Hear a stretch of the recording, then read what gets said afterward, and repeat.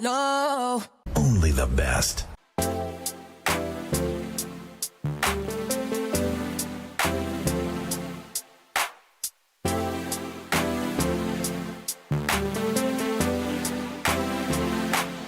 Can we just talk?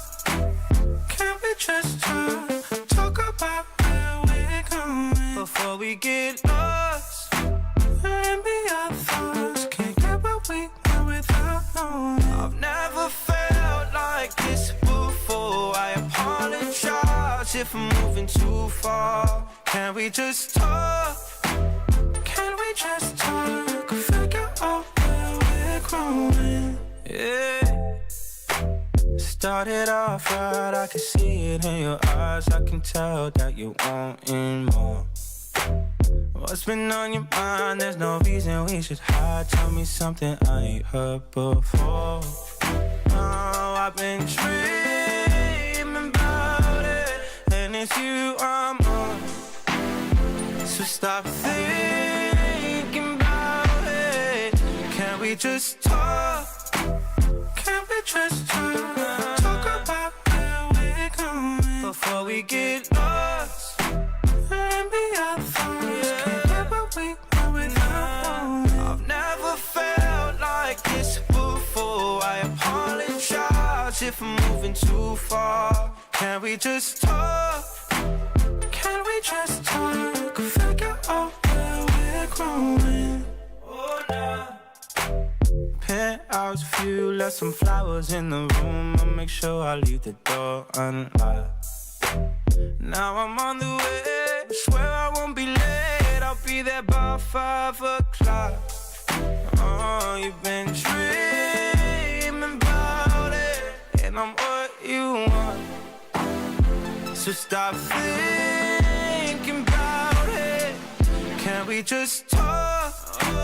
Can we just talk? Talk about where we're going before we get lost and be our thoughts. Can't get what we want without knowing. I've never felt like this before. I apologize if I'm moving too far. Can we just talk? Can we just talk? Figure out where we're growing.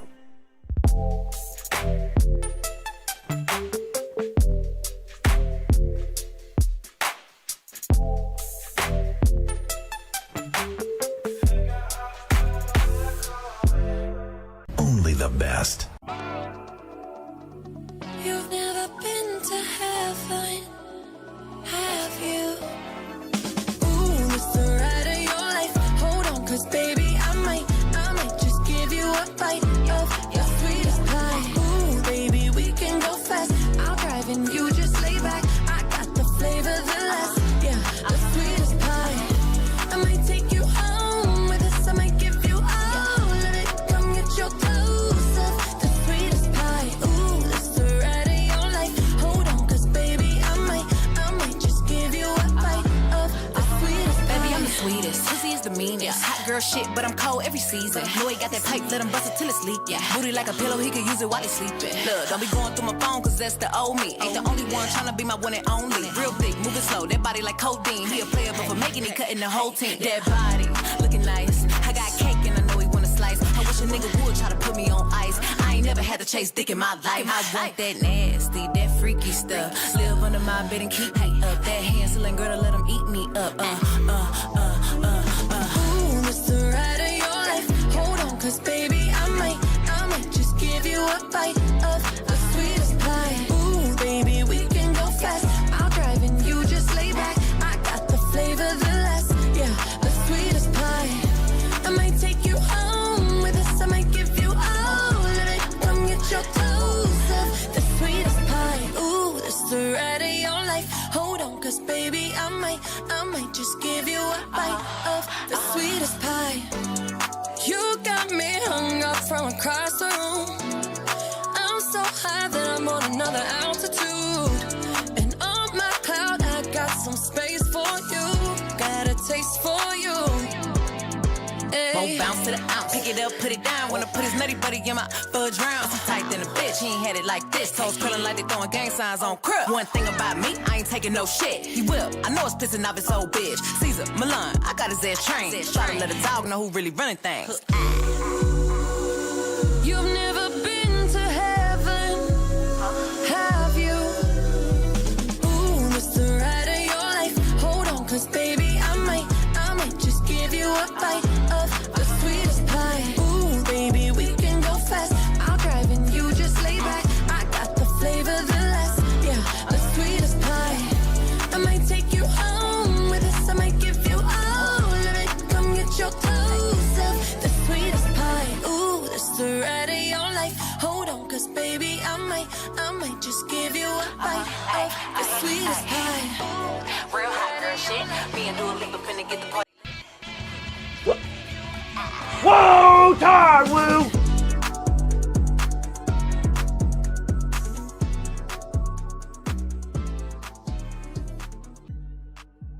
Only the best.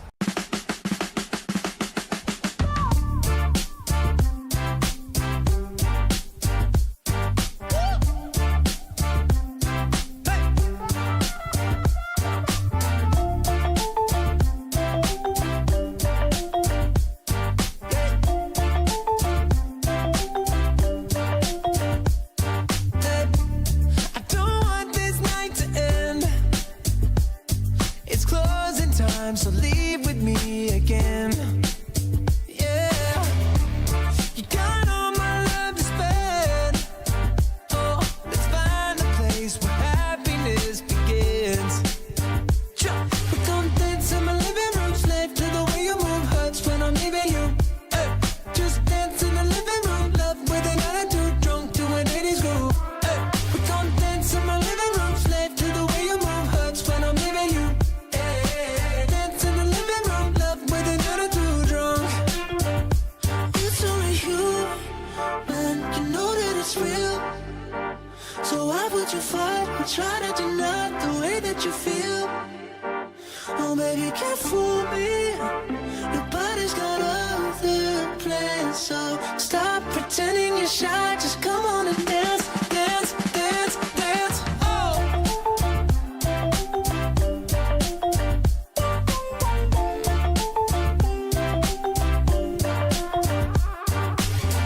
Early morning, la la light. Only getting up to close the blinds. Oh, I'm praying you don't change your mind, 'cause leaving now just don't feel right. Let's do it one more time. Oh, baby, we're gonna dance in my living room, slave to the way you move, hurts when I'm leaving you. Just dance in the living room, love with an attitude, drunk to an 80s groove. Hey, we're gonna dance in my living room, slave to the way you move, hurts when I'm leaving you. Hey, dance in the living room, love with an attitude, drunk. It's only you, man, you know that it's real. So why would you fight or try to deny the way that you feel? Oh, baby, you can't fool me. Nobody's got other plans, so stop pretending you're shy. Just come on and dance, dance, dance, dance. Oh, hey, only human. It's only human. Oh, yeah, yeah, yeah. Only human.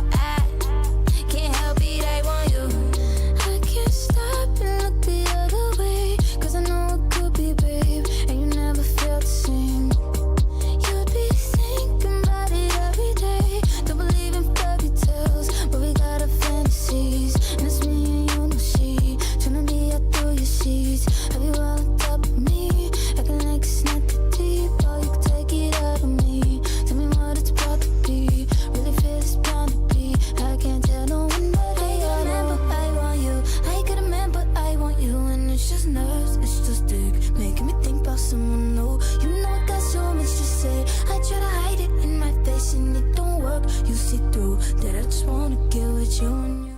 Yeah, good morning. How's everybody doing? Happy Tuesday. Let me refill my coffee and we'll start the show. Can't help it, I want you. Yeah, you right.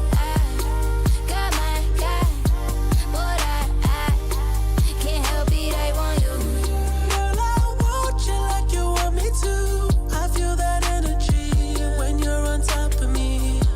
I know your man, he ain't controlling you, but you still hesitate, cause you choose loyalty. I know your history, met him before your peak. He's so connected to that woman that you used to be. But this sex will cloud your memory. A couple strokes to put it in, then you belong to I got a man, but I want you. I got a man, but I want you. And it's just nerves, it's just dick, making me think about someone new. You know I got so much to say. I try to hide it in my face and it don't work. You see through that I just wanna get with you. And you're right. You're right. Got my guy, but I can't help it, I want you. Say you right. Got my guy, but I can't help it, I want you.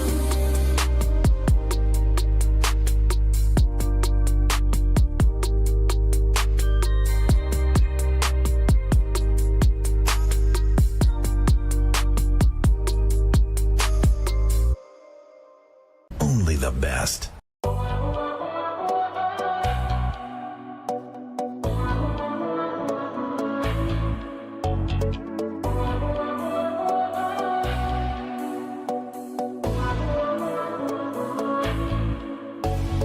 모든 게 궁금해질 때 tell me, oh yeah,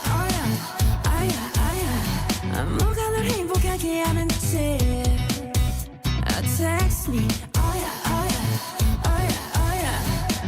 Your every picture, 내 머리만 듣고 싶어. Come be my teacher, 네 모든 걸 다 가르쳐줘. You want your two, listen to my baby. 나는 저 하늘을 높이 날고 있어. 네가 내게 잡은 눈에 그려. 이제 여기 너무 높아. 난 내 눈에 널 맞추고 싶어. Yeah, you make me your boy with love. Oh my, I've waited all my life. 내 전부 함께 하고 싶어. Oh my, looking for something right. 이제 조금은 나 알겠어. I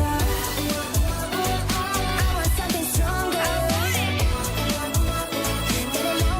That I won't make love. I have waited longer for a boy with love. I 그대는 후연 내 삶은 on top 너여 관계 섞지 않게 만들어버린 너라는 백 하나부터 열까지 모든 게 특별하지 너의 관심사 걸음걸이 말투와 사소한 작은 습관들 같이 난 말했지 너무 작다 내가 영웅이 된 거라고 난 말했지 운명 따윈 전부터 내게 아니었다고 세계의 평화 너내 앉아서 그저 널 지켜봐 Listen to my baby. 나는 저 하늘을 높이 날고 있어. 이제 네가 내게 조금 더 날개로 이제 여기 너무 높아. 난 내 눈에 널 맞추고 싶어. Yeah, you make me your boy with love. Oh my, Get me high so fast. 내 전부 함께 하고 싶어. oh my, Get me fly so fast. 이제 조금은 나 알겠어. Love is nothing stronger. 내 boy with love. Love is nothing stronger. 내 boy with love. 숨겨놓고 말하길 나도 모르게 힘이 들어가기도 했어 높아버린 sky 커져버린 헛 때론 도망치게 해달라며 기도했어 너의 상처는 나의 상처 깨달았을 때 나 다짐했던 건 네가 준 이 그 후세 나에게로 태양이 아닌 너에게로 Let me fly oh my, I've waited all my life. 내 전부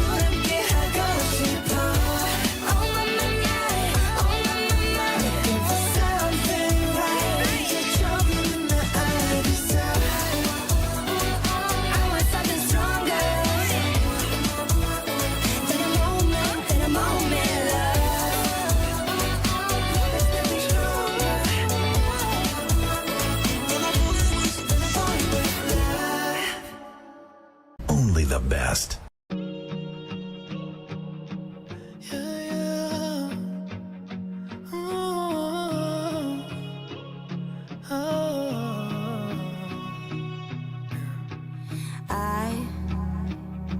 I hope she makes you smile the way you made me smile on the other end of a phone in the middle of a highway driving alone. Oh baby, I hope you hear a song that makes you sing along and get you thinking about her. Then the last several miles turn into a blur. Yeah. I hope you both feel the sparks by the end of the drive. I hope you know she's the one by the end of the night. I hope you never ever felt more free. Tell your friends that you're so happy. I hope she comes along and wrecks every one of your plans. I hope you spend your last time to put a rock on her hand. I hope she's wilder than your wildest dreams. She's everything you're ever gonna need.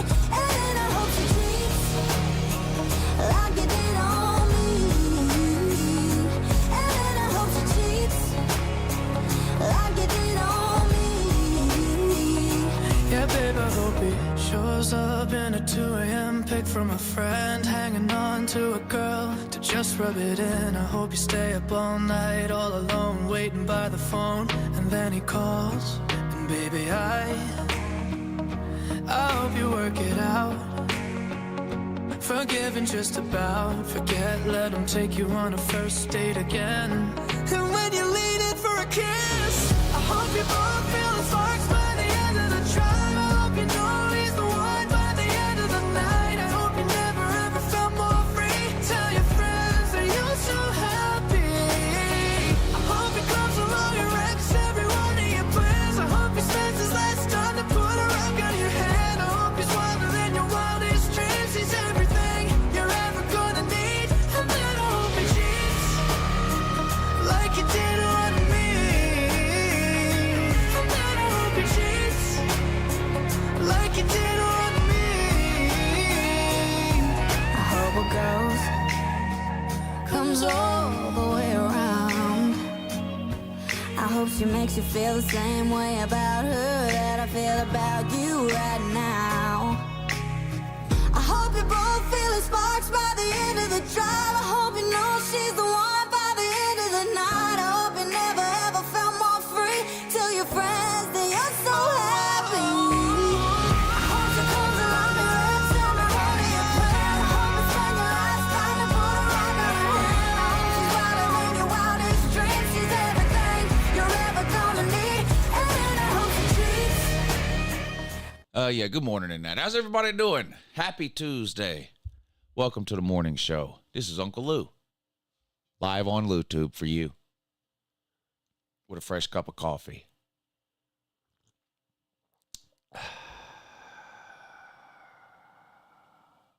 Man, feels good. Guess what? Brand new addition to the helmet collection.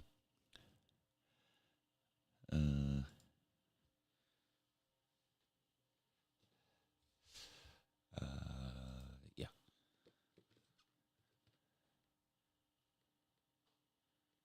Wish I would have had this a couple of weeks ago. They had a big win a couple of weeks ago. They had a big win. Huge win.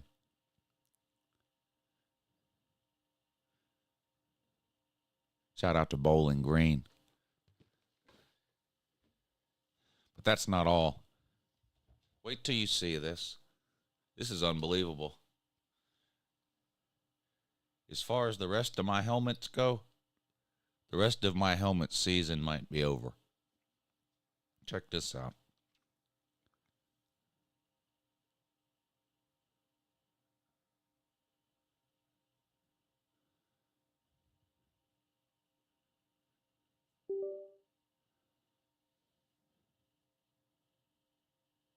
Look, it's even got the wanted glasses on it. Now that's something serious there. Is that serious? It says LouTube on the back, Team Asshole on the stripe, LouTube logo, wanted glasses. Your season is over. And then it's hard to see on the front on the camera because it's in red. But right here on the front plate, it says wanted. This is the baddest mini helmet ever created. This is the baddest mini helmet ever created.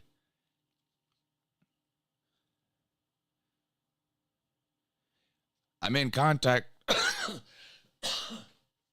in contact with the guy that made that for me, and I'm gonna try to get him to do some. I'm gonna try to get him to do some more for me for the Patreon giveaways at the end of the year.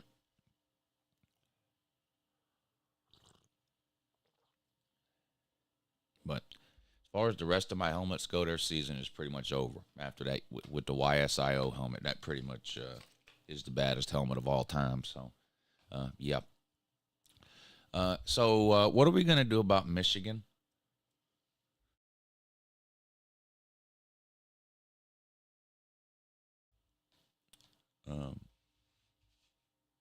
You know, when that story first came out last week, it was kind of a lot of the normal stuff that you hear. Like, oh, there ain't no evidence. Well, so there appears to be some evidence now. So what are we going to do? What are we going to do about Michigan?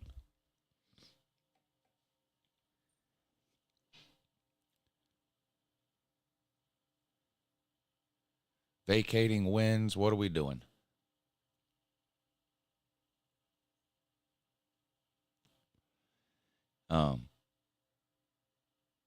Whatever they do, it can't be one of these 3-year investigation deals. They're going to have to do something now, seems like to me, soon, like within a week.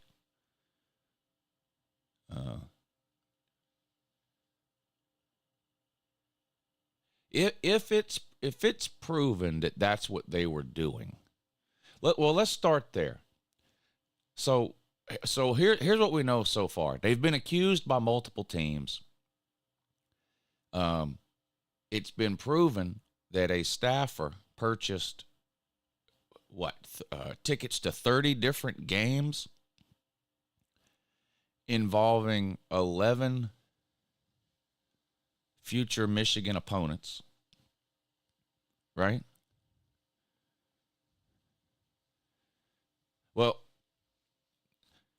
Well, honestly, Slim, your opinion on it is irrelevant. Michigan obviously thought there was an advantage, or they wouldn't have been doing it. So,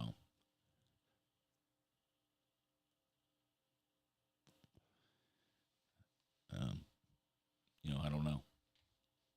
But Michigan clearly thought there was some kind of an advantage. Zona, I don't know.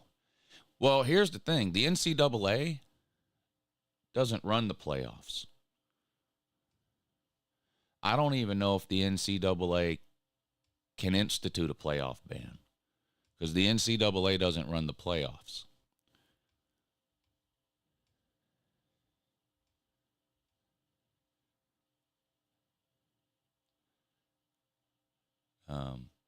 The NCAA runs bowl season, I think, but they don't run the playoffs, so I really don't know.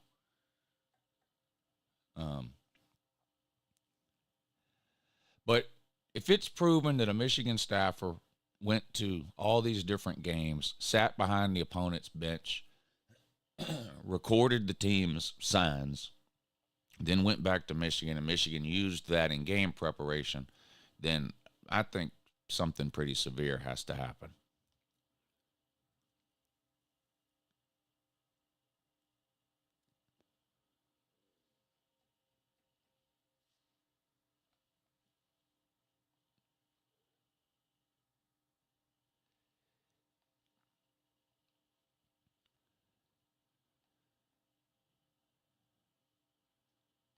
So I don't know. Michigan's what did Michigan do? Suspend the guy? Or they didn't fire him. What, they suspended him?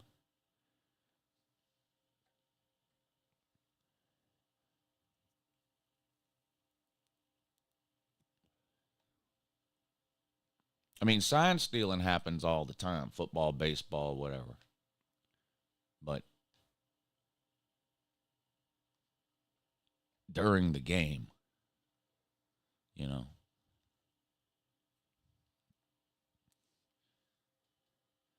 I mean, if there's a rule against going to games and video recording the sidelines to steal signs or scouting future opponents or whatever it is, and Michigan broke that rule, then something's got to happen.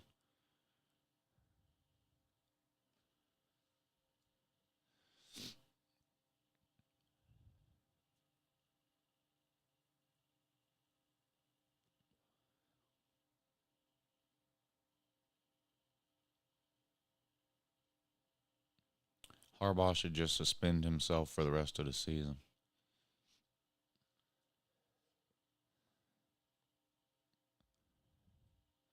Only a rule since 1994. So only a rule for 30 years? Okay. It's only been a rule for 30 years. Maybe they didn't know.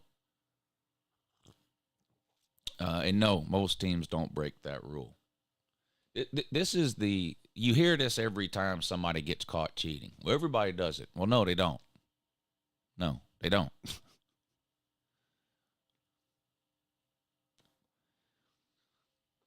Most teams don't send coaches to their opponent's games with recording equipment to sit behind the opponent's bench and record the signs. No, most teams don't do that. They don't. So that's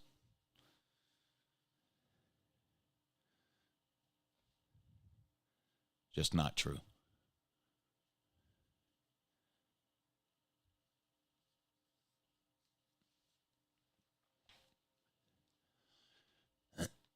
Urban Meyer did what, according to you? Harbaugh didn't attend the games, no. The rule doesn't apply only to the head coach.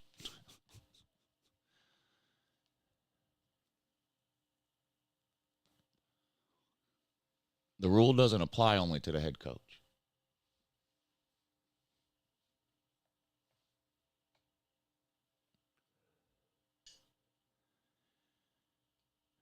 Of course, Kirby and Saban do it. Yeah, right.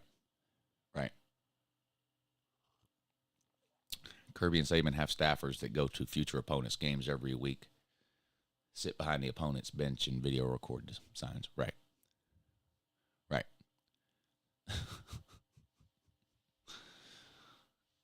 Every team that's ever been caught cheating, that's what their fans say. Well, yeah, we were cheating, but everyone else does it too. Well, no, they don't. Basically, like that excuse, basically what you're saying when you use that as an excuse is basically what you're saying is everyone else does it, they're just way smarter than us. We're just stupid and got caught. That's basically what you're saying. Now, it's not true, but even if it was true, the SEC don't tell on one another. How long have you been a football fan, Ben? 5 minutes? Why did Alabama get in all that trouble 25 years ago? Because Philip Fulmer, the head coach of Tennessee, ratted them out. That's why the SEC don't tell on each other. You have to be new to football.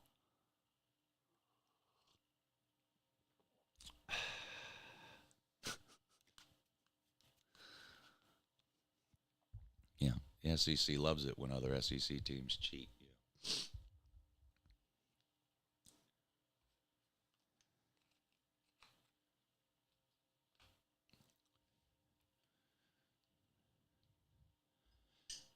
I would like to think that Michigan got UJ signs and still got absolutely humiliated. What? Yeah, you don't think it's funny that Michigan started doing this 2 years ago? 2 years ago is when they started winning. They beat everybody they play in the regular season because they're able to scout their signs. But then they get to the postseason and they can't win. Why? You can't future scout bowl opponents. You don't know who you're playing. And Jim Harbaugh's 1-6 in the postseason. Yes, that's just a coincidence.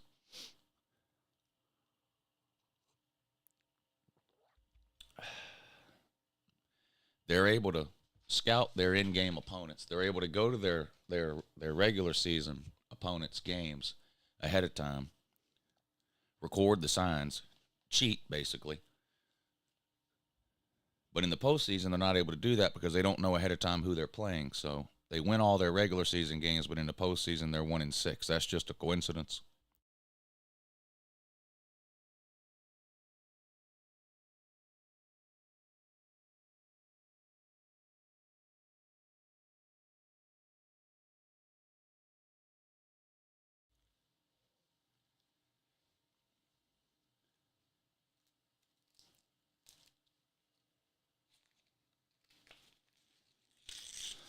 Another question for the people that say nothing should happen because everyone does it. Should there be any rules at all in college football? Should there be any punishment for anything at all in college football?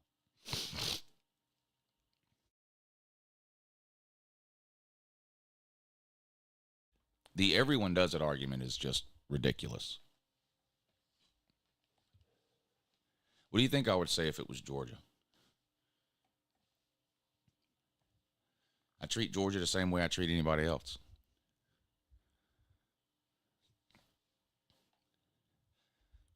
I got videos on my channel right now you can go back and watch saying Todd Gurley deserved to get suspended when he got suspended back in 2014.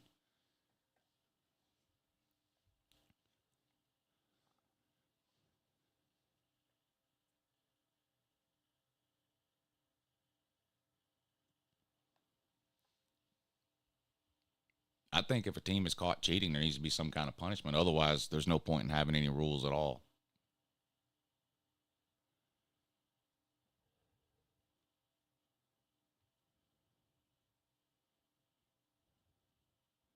It's just because they have the number 1 beside their name. But they don't have a number 1 beside their name.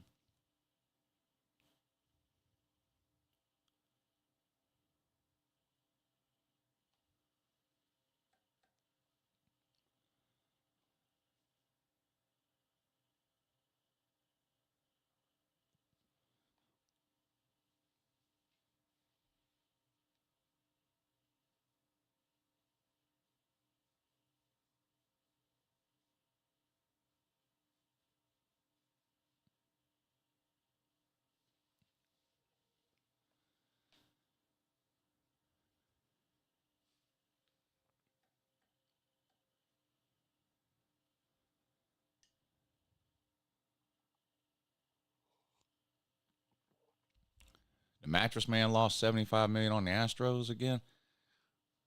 Damn. He hits a lot of big ones too, though.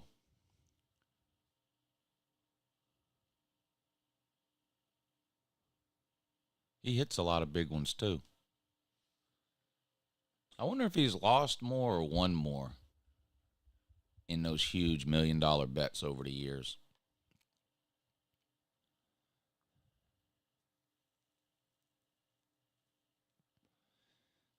Because he does that several times a year. I wonder if he's lost more of those or won more of those big ones. Probably lost. Honestly, he's probably lost more than he's won.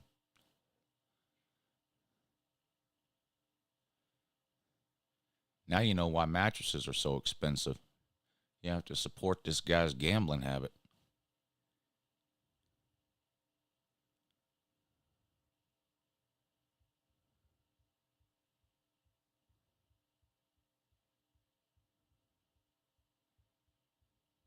Mattress Mac. He's pretty old too, isn't he?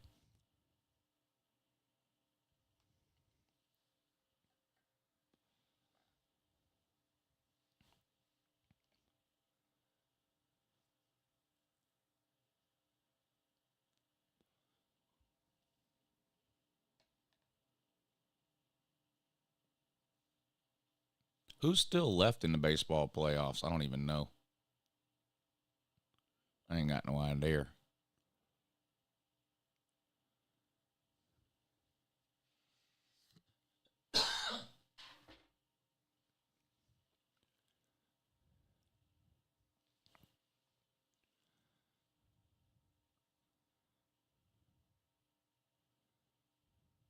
Phillies and Diamondbacks. Okay, that's going to be the World Series.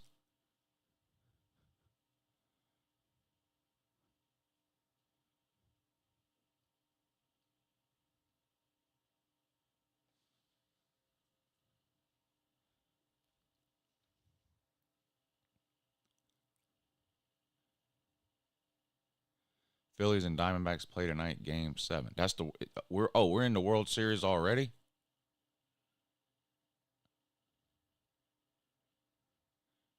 Never mind. I'll just look it up. It's hard for answering simple questions. It's hard sometimes.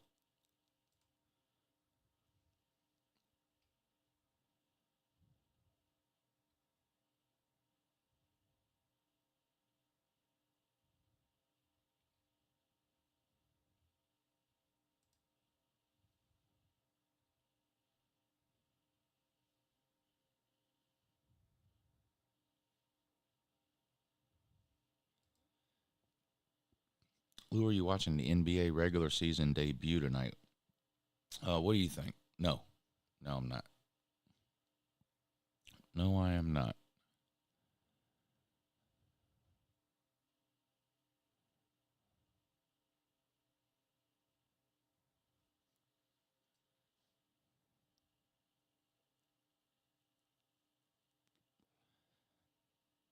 What does Penn State need to do to get better? Better players, specifically a quarterback that can win games.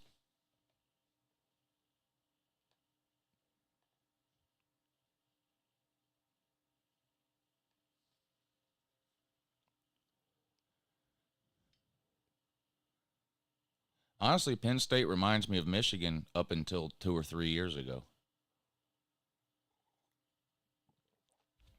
Good enough everywhere except wide receiver and quarterback.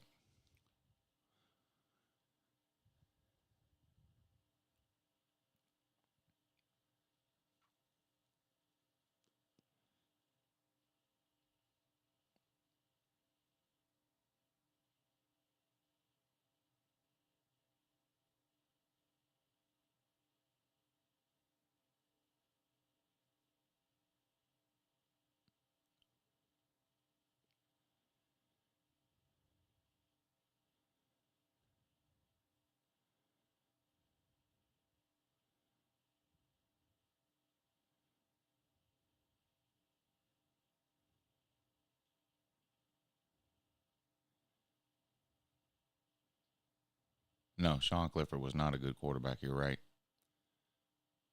And Drew Aller was disappointing on Saturday, too.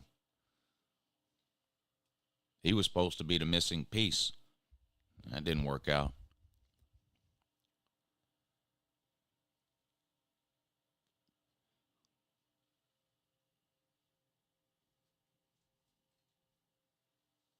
That didn't work out at all.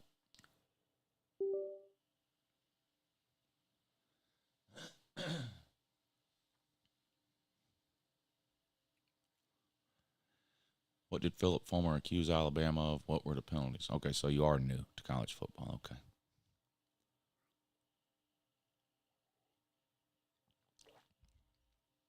Google it.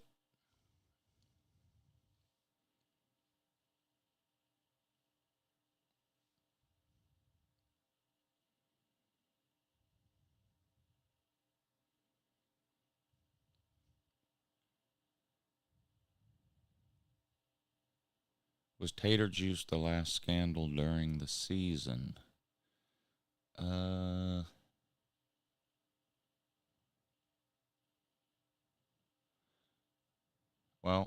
I mean, yeah, the Tennessee stuff with Jeremy Pruitt, money in McDonald's bags and all that kind of thing.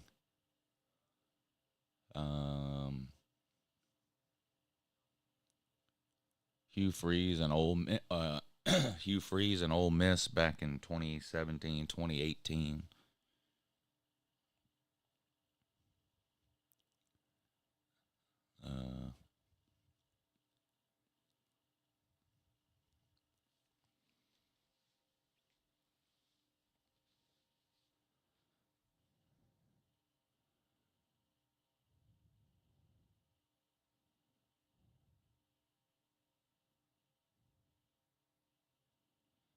I don't watch baseball, but I agree with Larry. It's way too long.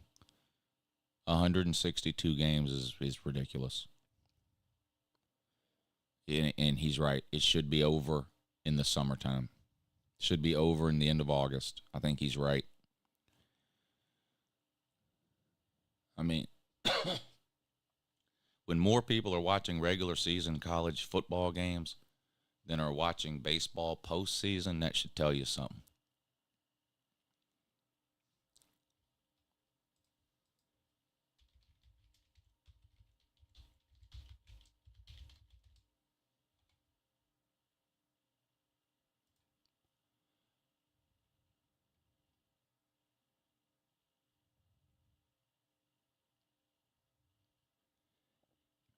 $5 million people are watching baseball playoff games.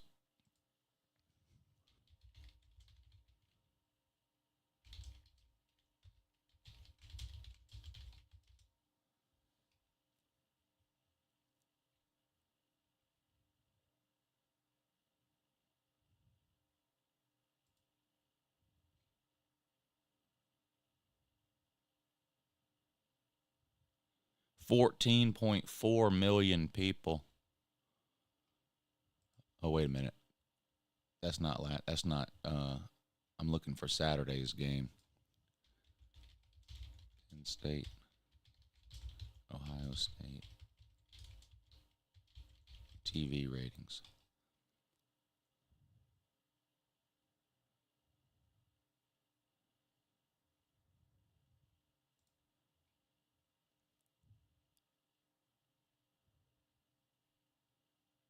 Nope, that's the same damn article. I don't want to see that article.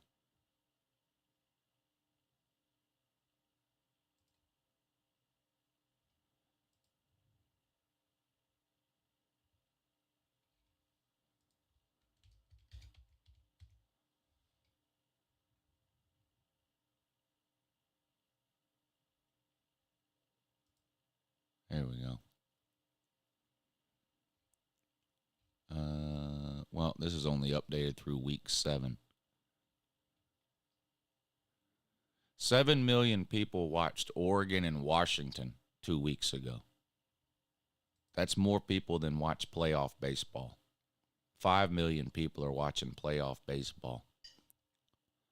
That's embarrassing.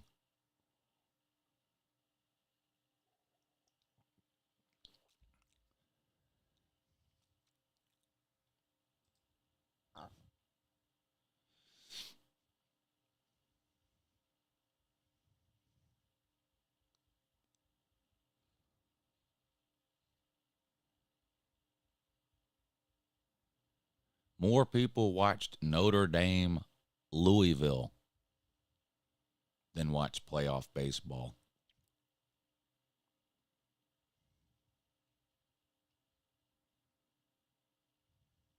More people watched Georgia and Auburn. 6.4 million people watched Georgia Auburn. 5 million people watching playoff baseball.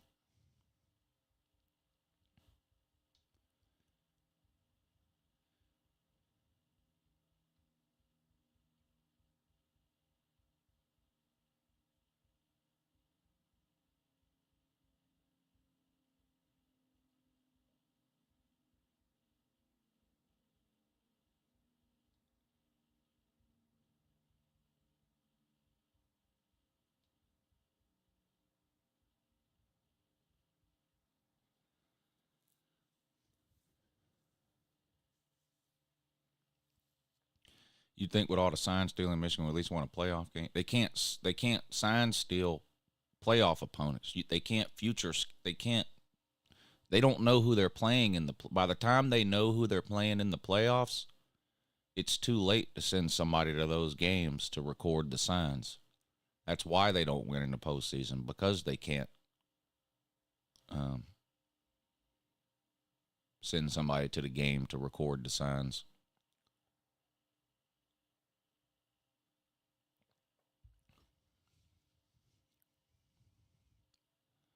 How many viewers watched Bama versus Texas? Let me see if week 2 is on here. That was a week 2 game, right?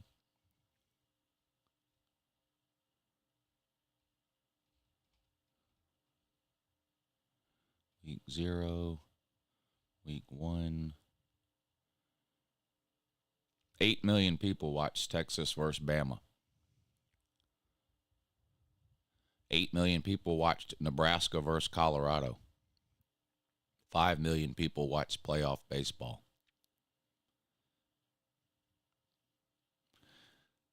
5.4 million people watched South Carolina and Georgia. 5.3 million people watched Tennessee and Florida. All more than watched playoff baseball.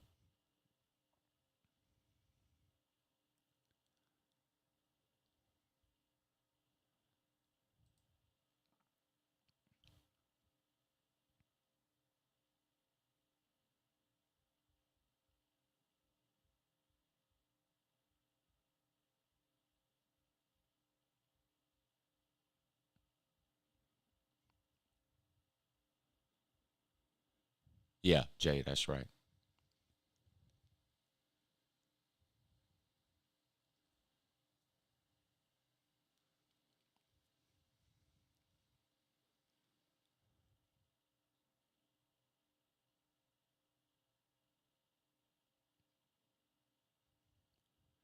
NFL football is still the most watched sport. Well, more people watch an individual, like the number of people watching any one game in the NFL is higher, but overall in a like more people watch college football total on a Saturday than watch the NFL on a Sunday. But that's because there's only 4 or 5 NFL games on TV on a Sunday.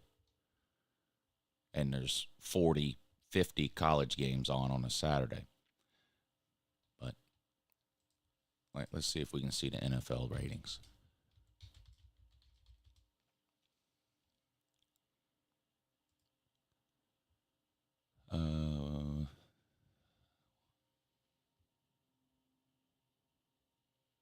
Yeah.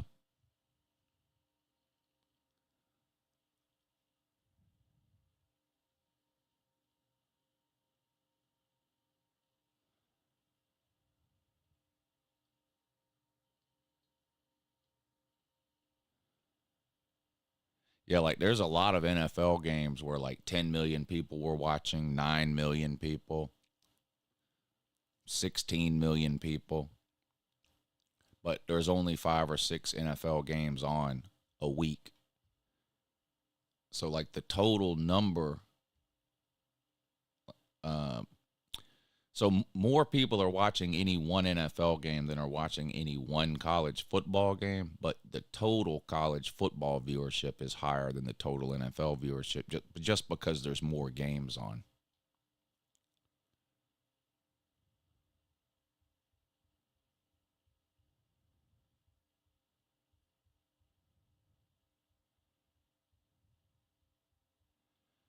Like the most watched college football game of the year was Colorado State with 9 million something people.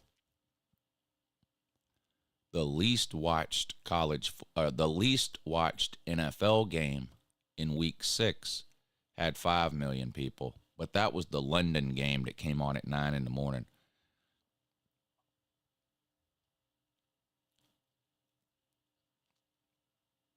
$13 million people watched one of the 1 o'clock games.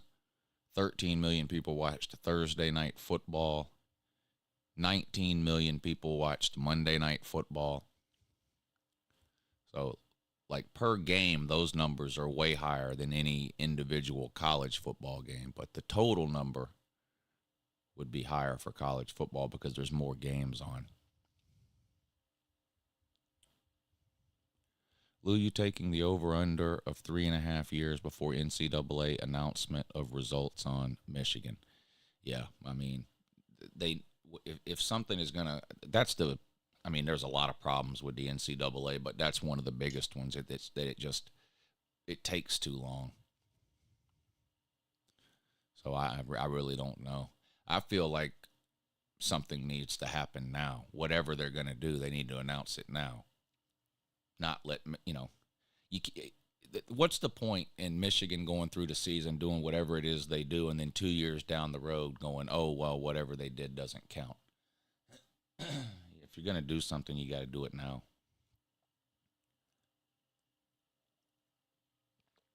Or next week or whatever.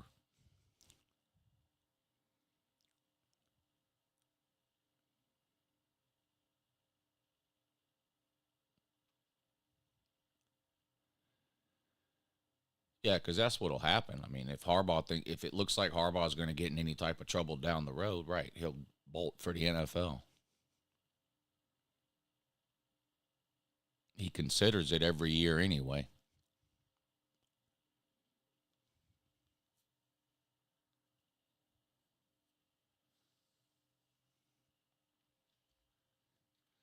Might lose Harbaugh and Lincoln Riley. Wouldn't that be something? Might lose Harbaugh and Lincoln Riley.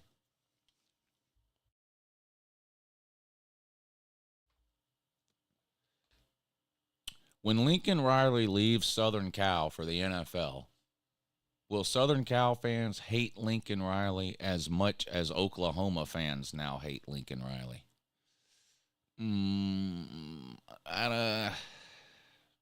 Probably not. Probably not.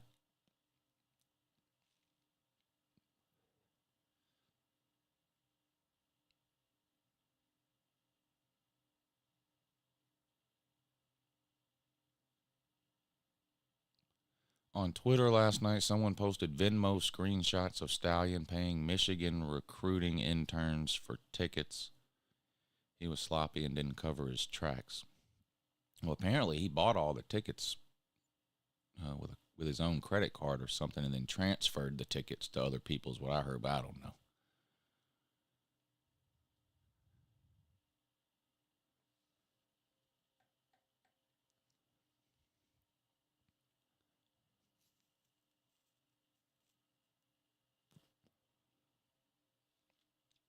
Huffer Billy Paul doesn't like women, says PR Sports. What is this about?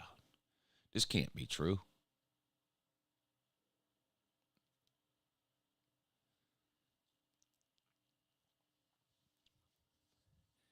Even if it is true that Huffer Billy Paul doesn't like women, it doesn't matter.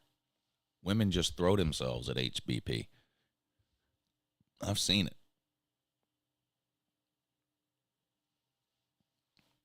Women just throw themselves at Huffer Billy Paul. Y'all should see Huffer Billy Paul strutting around the casino in his tourist costume.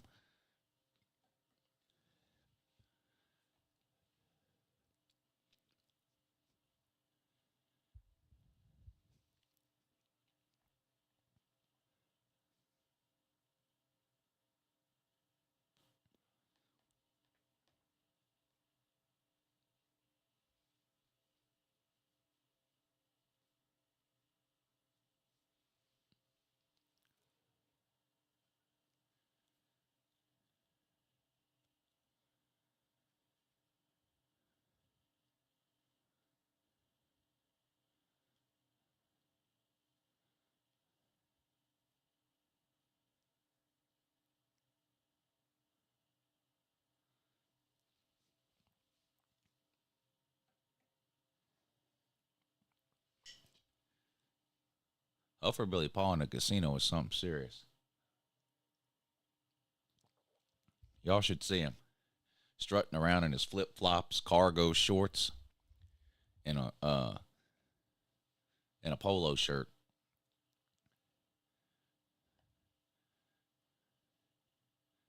Walks up to the hottest woman in there and goes, "Hey."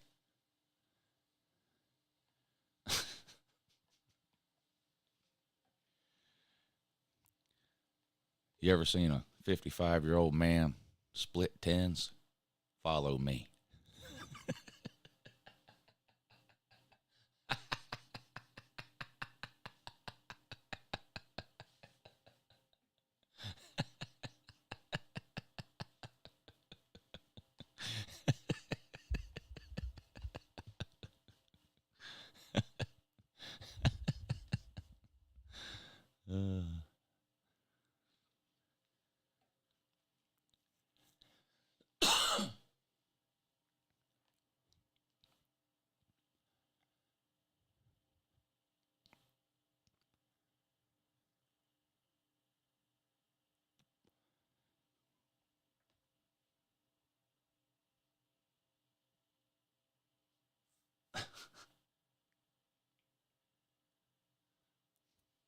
Paul, I got to get me some outfits for Vegas, buddy.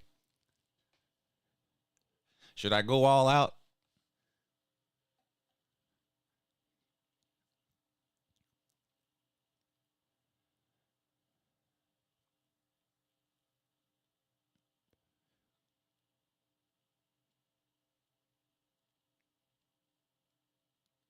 I should. I probably will. I probably will.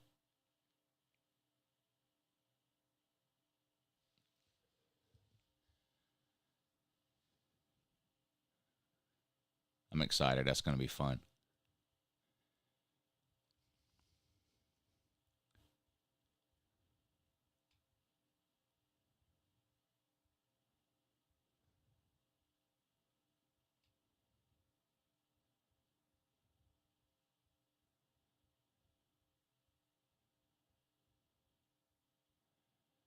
What the week 9 live stream schedule for this Saturday? Let me check the poll on Patreon. My guess is that the 3:30 stream will be the Patreon stream, but let's see. Let's see how the voting looks.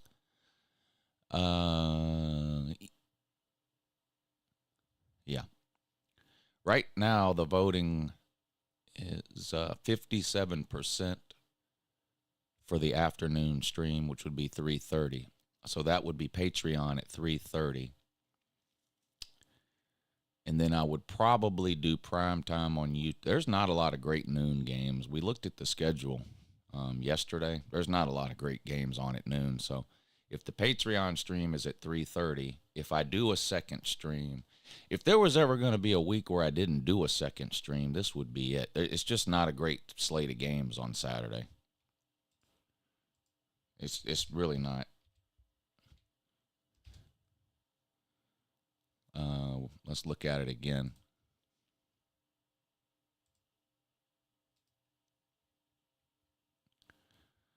I mean, the best game at noon is probably South Carolina and Texas A&M.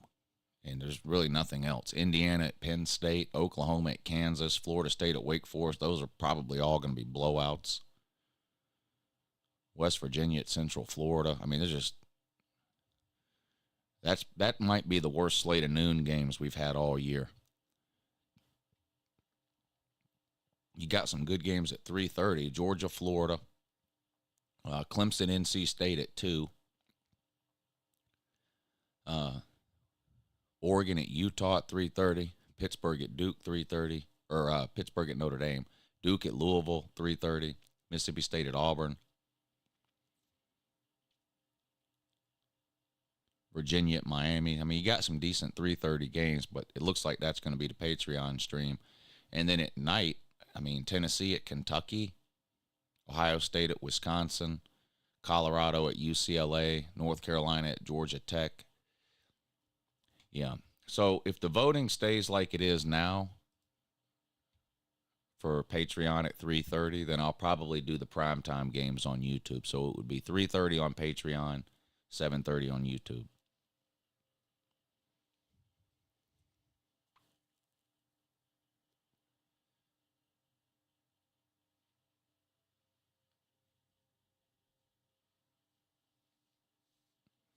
Unless something changes.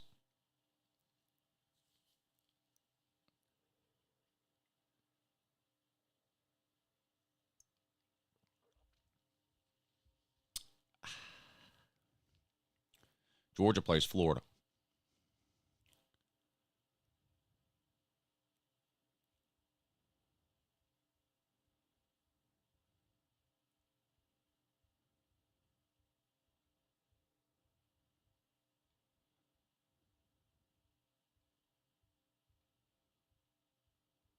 Georgia plays Florida this week.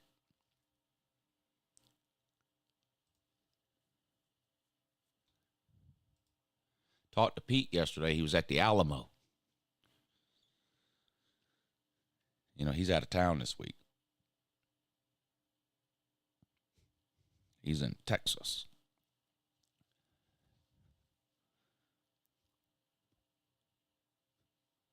Remembering the Alamo in that.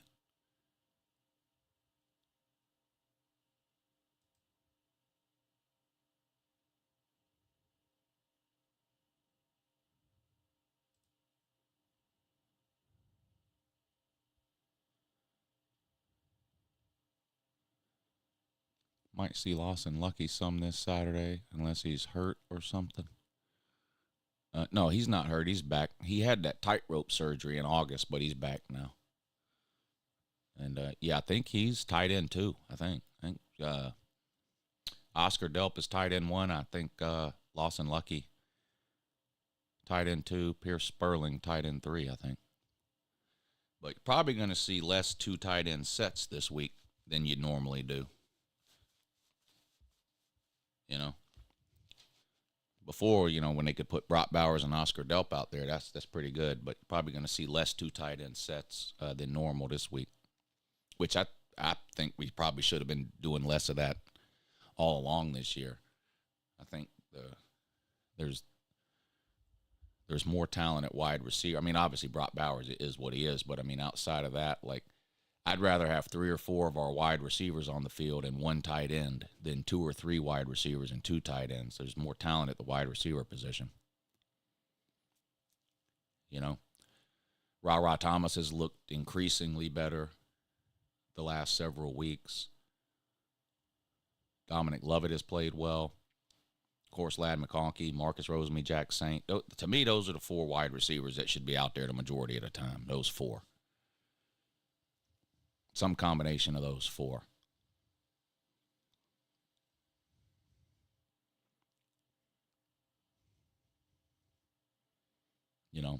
Marcus and Ra on the outside, Ladd in the slot, Oscar Delp at tight end, and a running back. Bama finding their stride. Yep, you said that when you beat Texas A&M and then you beat Arkansas 24-21. I mean, Bama's just not a great team. Their quarterback's terrible, and they're just not a great team. But, yeah, they're finding their stride here at week 9 because they beat Arkansas 24-21 and then came back in the second half to beat Tennessee. So, yeah, finding their stride.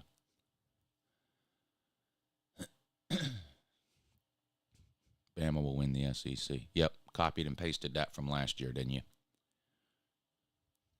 Copied and pasted from last year. 2 ranked wins. Yeah, but you have a ranked loss. You keep leaving that out. Don't forget about your ranked loss. Bama fans acting like 2019 UGA fans with their heads in the sand. And teams like LSU give UGA trouble. Yeah, right. Last time we played LSU, we were up 35-0 at halftime. Ended up beating them 50-something to whatever.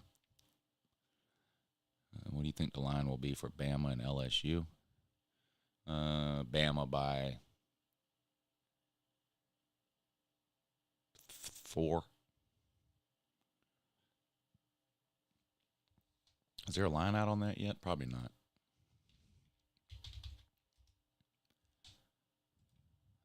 I think LSU should be favored.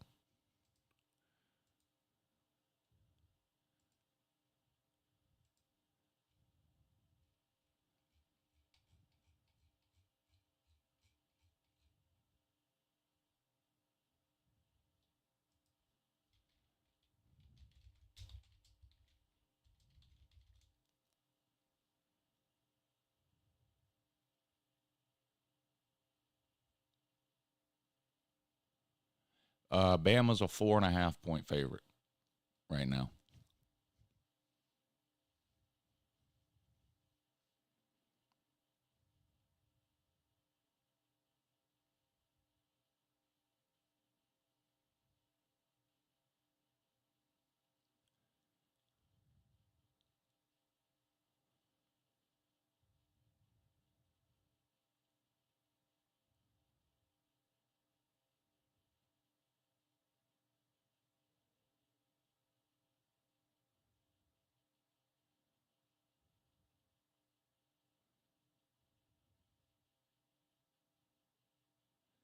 In order to beat UGA, you have to be able to air the ball out. LSU can do that.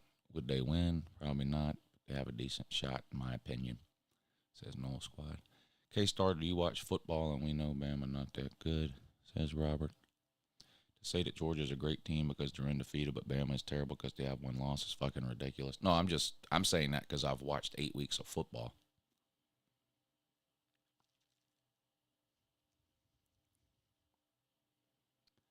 LSU's offense first, the Bama defense. Marquee matchup, yeah. I agree with you there. Bama's secondary be tested again. Last time Bama's secondary was tested, it was against Texas. And Bama failed the test.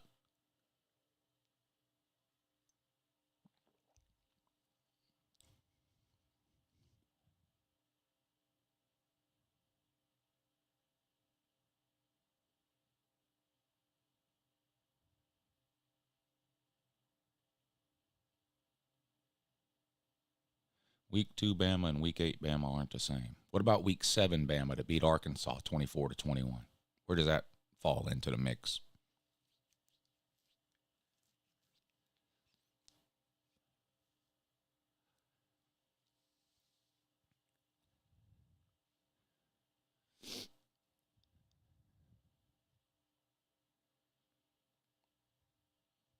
Is Week 7 Bama, Week 8 Bama? Or is Week 7 Bama, Week 9 Bama?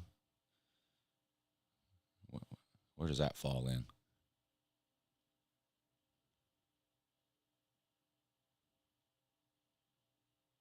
Yes, that same Arkansas, yes. The same one that hasn't won a single SEC game. Yeah, that one. Where does that fall in?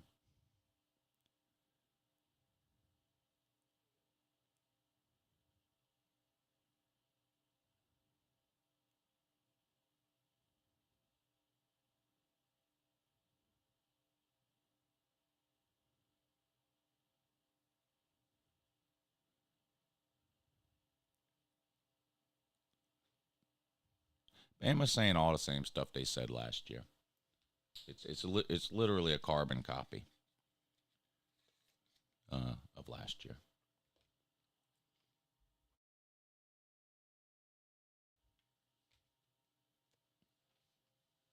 As far as what they're saying.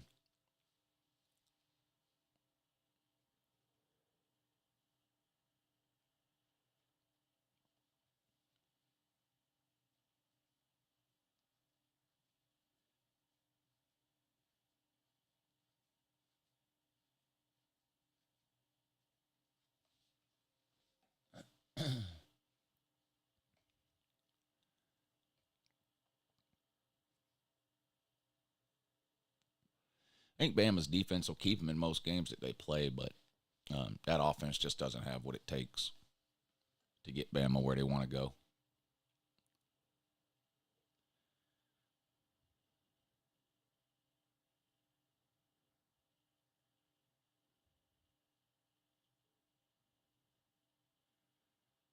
Well, you predicted them to go 12-0, so.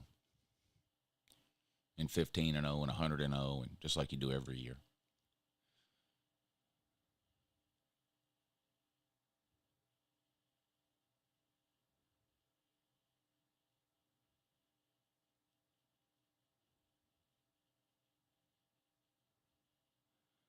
Sorry about asking about Texas on Twitter, huh? You don't have to be sorry about asking about Texas on Twitter.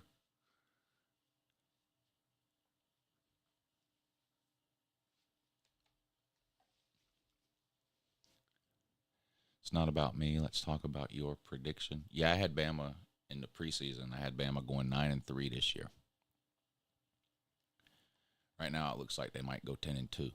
So yeah, I would have been wrong. I'm wrong on about 30 other preseason predictions too.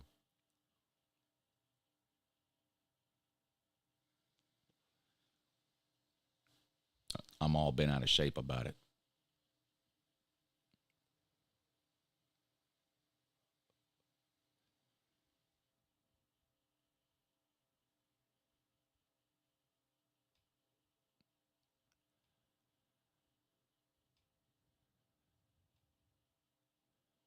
I hope UJ gets Bama in Atlanta. Much easier matchup. You'd rather play Bama than LSU? Is that what you're saying?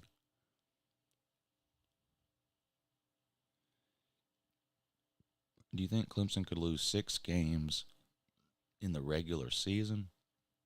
Man, I don't know. I think 7-5 is a possibility. I don't know about 6-6 though. I think the Notre Dame game will be tough.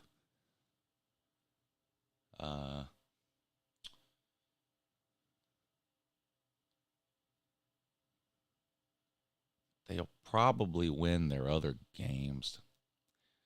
They're probably going to go 8-4, but could be 7-5. I would be surprised if they went 6-6.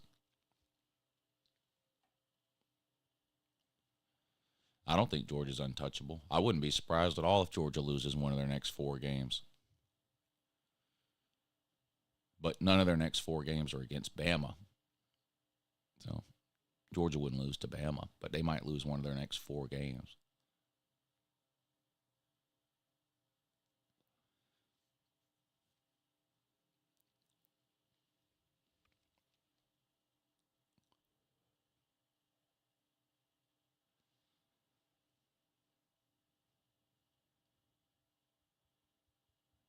Yeah, who have they played?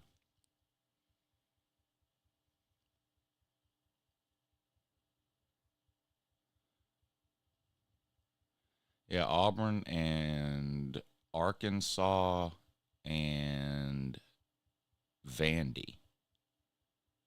Right? All 3 of those teams are winless in the SEC. Isn't that right? Arkansas, Auburn, and Vandy, I think.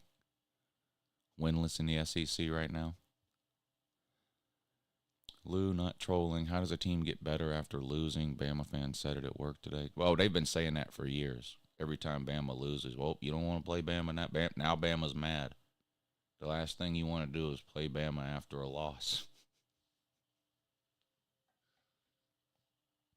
Yeah. Bama's the only team in the country that gets better the more games they lose.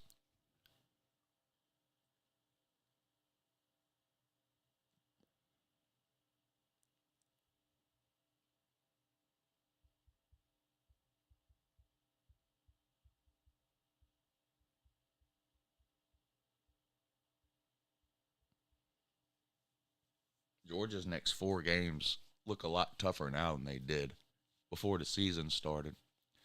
Florida's like 1 or 2 wins better at this point than most people thought. Missouri's 2 or 3 wins better than most people thought. Ole Miss is a couple of wins better than most people thought. Tennessee, I think, is about the same team people thought they would be.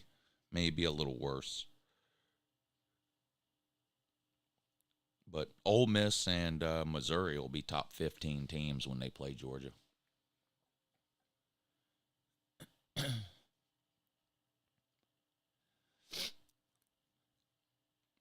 Florida's not ranked. I don't think. Florida's not ranked, are they? I don't think they are.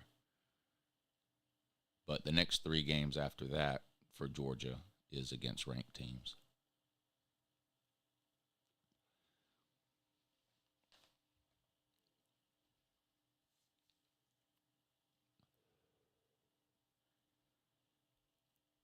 Any team that doesn't lose very much is going to get clowned for a loss. UJ fans will get theirs when the Dogs lose, too. Yeah, Georgia's going to lose at some point. I won't be surprised at all if they lose one of their next 4.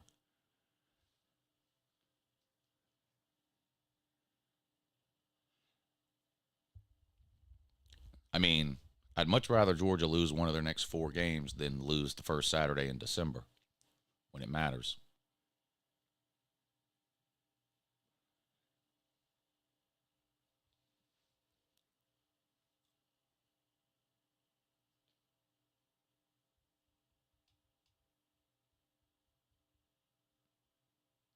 Y'all understand he's trolling, he's telling truth, but he doesn't believe UJ's next 4 opponents are better than Bama. No, I don't think all of UJ's next 4 opponents are better than Bama. No, I don't think that. It's not about any one of those teams. It's about playing all 4 of them 4 weeks in a row. You've been watching football for more than a week, hadn't you? You understand the cumulative effect of playing multiple good teams in a row, right? It's the whole reason that everybody has spent the last 25 years talking about how difficult the SEC is. Have you been around or no? I don't know. Maybe you just got here.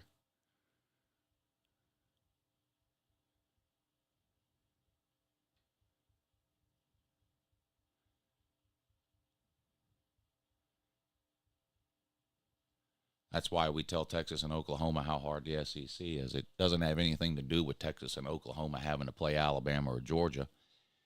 It's the fact that Texas and Oklahoma are going to have to play Florida at home, and then LSU on the road, and then Kentucky at home, and then Tennessee on the road in 4 weeks in a row.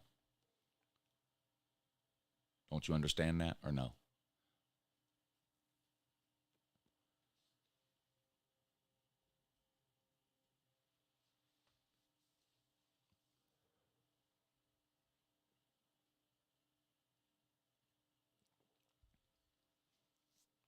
What makes the SEC season hard is not that you have to play Alabama once a year or that you have to play Georgia once a year. It's that you have to play, at some point during the season, you got to play 2, 3, 4 teams in a row that are pretty good teams. And it's hard to win them all.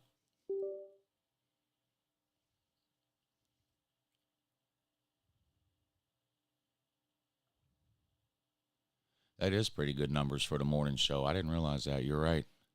Hit the thumbs up.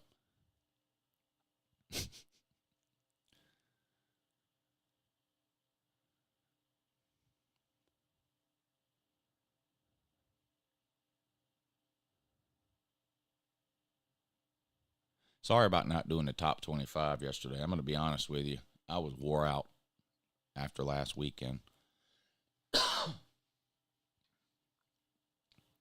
But I've got 2 or 3 videos coming out today. I took a much-needed day of rest yesterday. And then didn't have to do the lunch money show either because Pete was out of town. So I'm all rested up now. I'm going to knock out 2 or 3 videos today. Going to do a Michigan video. Going to do a top 25 video. And then maybe a third video too.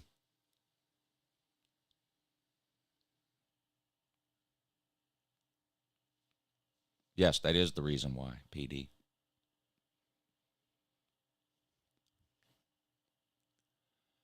Big Ten East schedule is more difficult at the end of the season than any SEC team.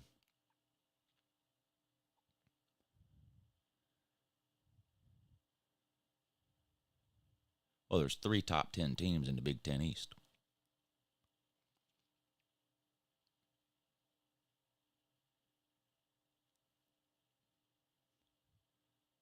Who's the 4th best team in the Big Ten, PD? In the entire Big Ten, who's the 4th best team?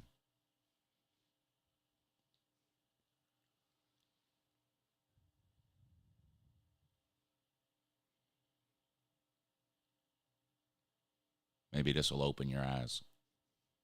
Who's the 4th best team in the Big Ten?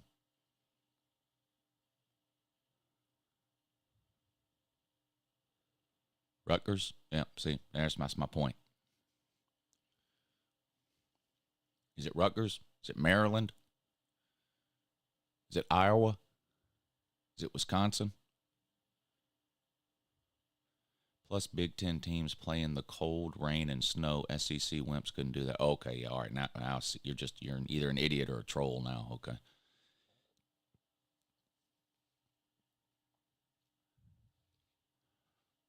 Do you want to tell me who the 4th best team in the Big Ten is, PD? Or do you just want to talk about Michigan, Ohio State, and Penn State?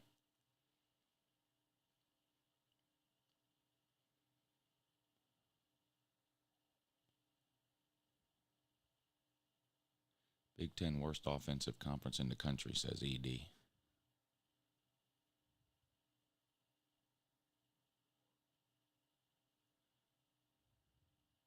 Rutgers is the 4th best team in the Big Ten? All right. Now, if Rutgers was in the SEC right now, what would they be? 8th? 9th? 10th? What? Where would you slot Rutgers in the SEC right now?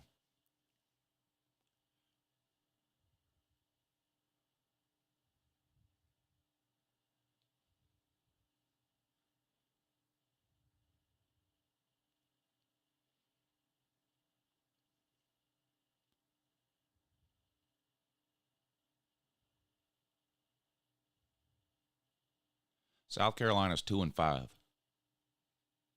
Who you think would win between them and Rutgers?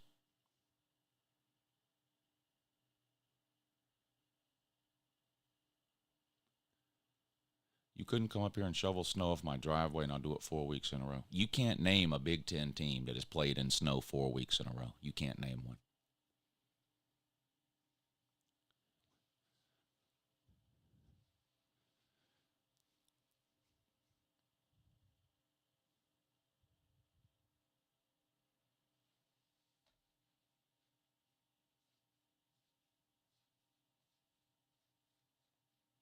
Can't play in the snow.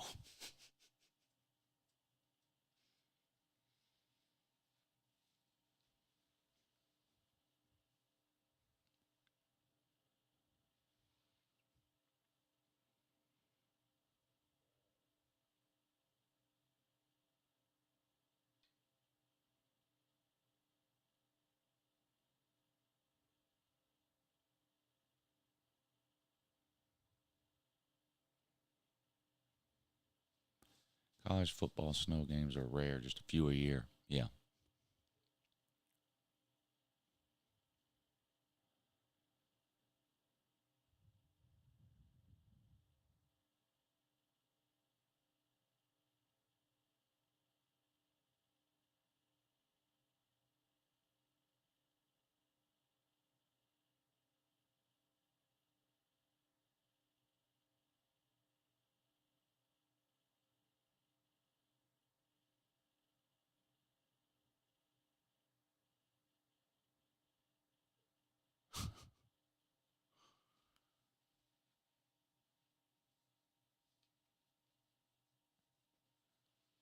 That's right, traveling fools. Barefooted, too.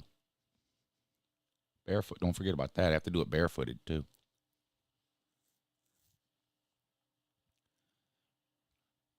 Notre Dame and Penn State are good.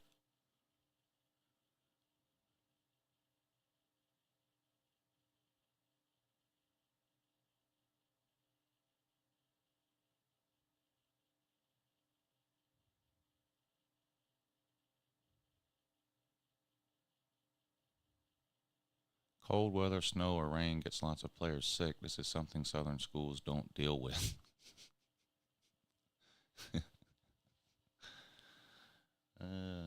You know it's a myth that cold weather and rain causes you to get sick, right? You know that's not true.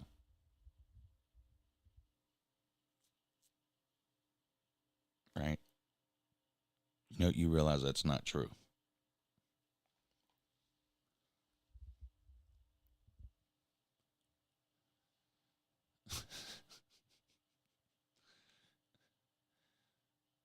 So,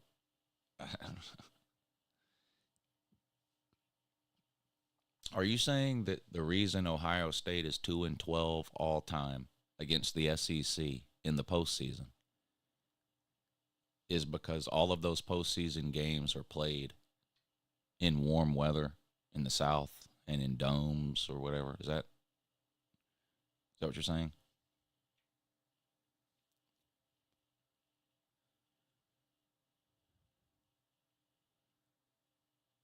Like, the reason Ohio State gets 4 weeks off, doesn't have to play during the entire month of December, and then loses to the SEC at the end of December or beginning of January every single time is because it's cold up there? Is that what you're saying?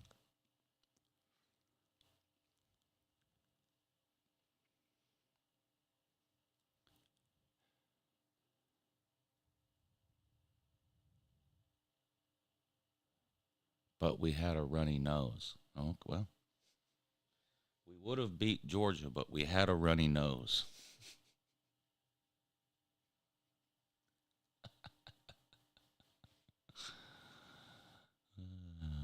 Man.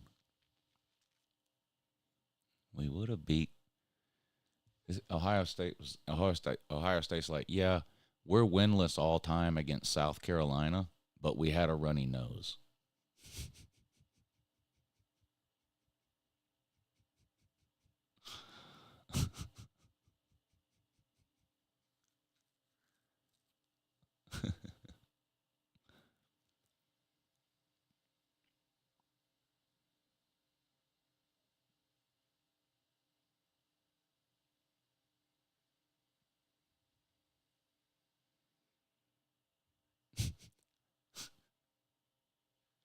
That has to be a troll making fun of Ohio State. That can't be a real Ohio State fan. That has to be a troll. Miami 4-0 versus Mother Nature. Duh. Ohio State 0-4 versus Mother Nature.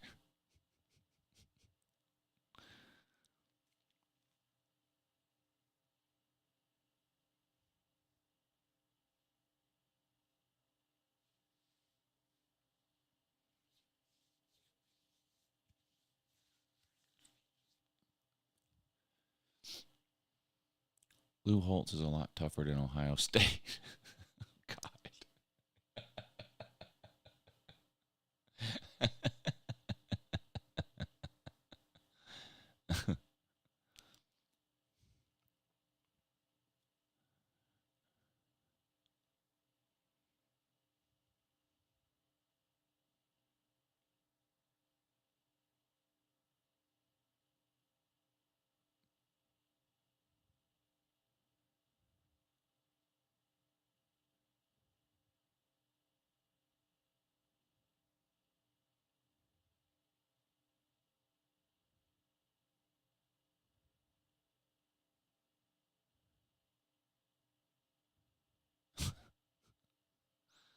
Oh, man. I think the Big Ten is really good. I think there's a lot of good players, a lot of good coaches, a lot of good teams, but they're not the SEC.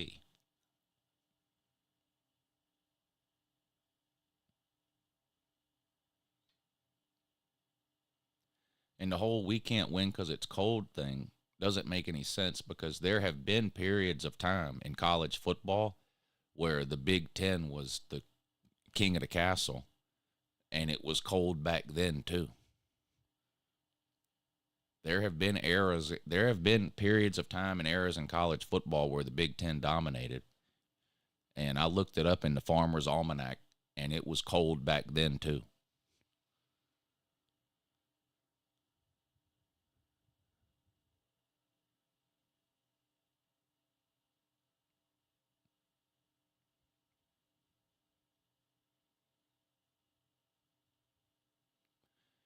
Did Clemson still have bandwagon fans back then? Look at K-Star saying something funny. Good job, buddy. I wonder if Clemson still had bandwagon fans back then.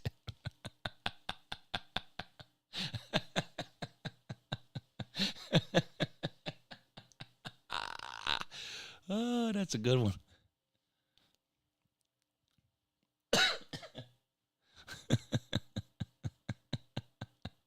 That one got me.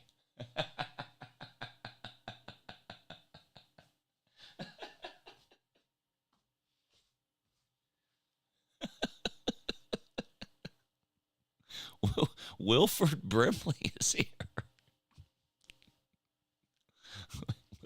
Wilford Brimley is in the chat now, too.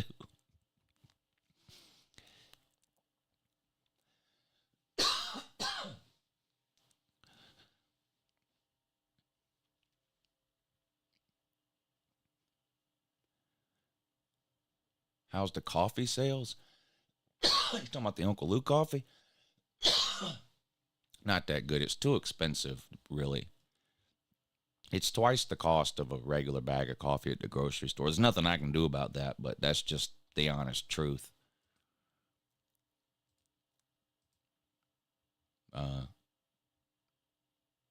But with that being said, it does make a great Christmas gift, and it is the holiday season. So make sure you click that link right there. It's in the description of the video, too. Buy yourself a bag of Uncle Lou coffee. You'll be glad you did.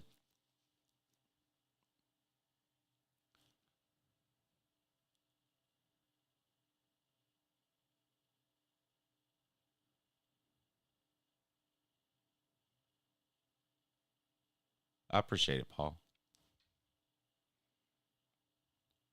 I don't really make a lot of money on that coffee, but I do want enough people to buy it to where they don't do away with it, because I just think it's cool that there's Uncle Lou coffee.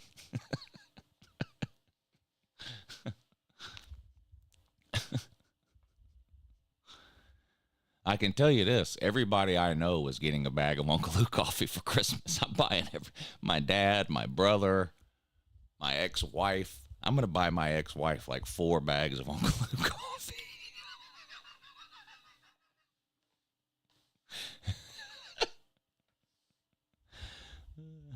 Manscaped paid me up front, so I don't have any idea how many people bought Manscaped products through the Uncle Lou Manscaped link. I have no idea because they paid me up front, so I don't know how that did. These companies that pay, when they pay me up front, they don't. It's not like they call me or update me once a week or whatever. Hey, this many people have done. They don't. I never know. The only reason I know about the coffee is because I do get paid by the order on coffee. I think I make $3 every time somebody buys a bag of coffee. So, like, whenever they pay me at the end of the month, I can easily determine how many bags of coffee were bought. If they pay me, if they pay me $100, then I just have to divide that by 3. I get $3. So if I made 100, I just divide that by 3 and say, okay, 33 people, whatever it is, bought a bag of coffee. So it's easy for me to know that. But Manscaped just paid me up front. They say, here's a flat fee. So there's no way for me to know.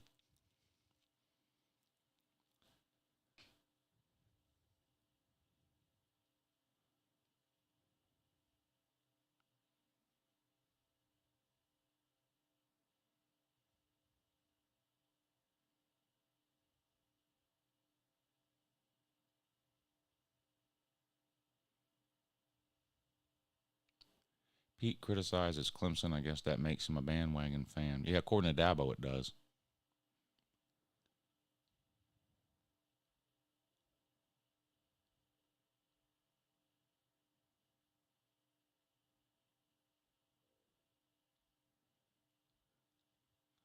Uncle Lou coffee comes from California. Well, the company that I don't think the beans are grown in California. I don't know. I think the company that puts all that together is in California, I think. Well, the guy that I work with is in Florida. The coffee, the Devil Dogs Brewing Beans, whatever, that guy that runs that, he's in Florida. I think the coffee is packaged in California, but I think the beans, I think, come from different places, Peru, different places like that. Like the coffee beans aren't grown in California. I think it's packaged in California.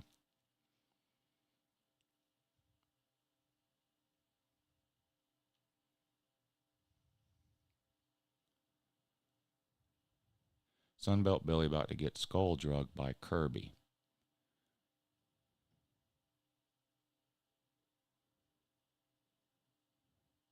Ohio State chances against Michigan. I think it'll be a good game. I would pick Michigan if that game was being played right now.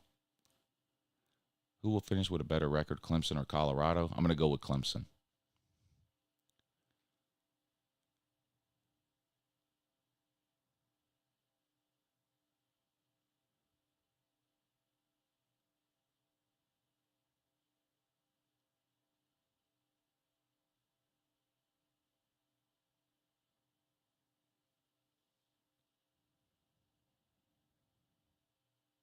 Oh, I'm sure Octavian will be calling in tonight. Yeah. Call-in show tonight at 9, by the way. I'm sure Octavian will be calling in.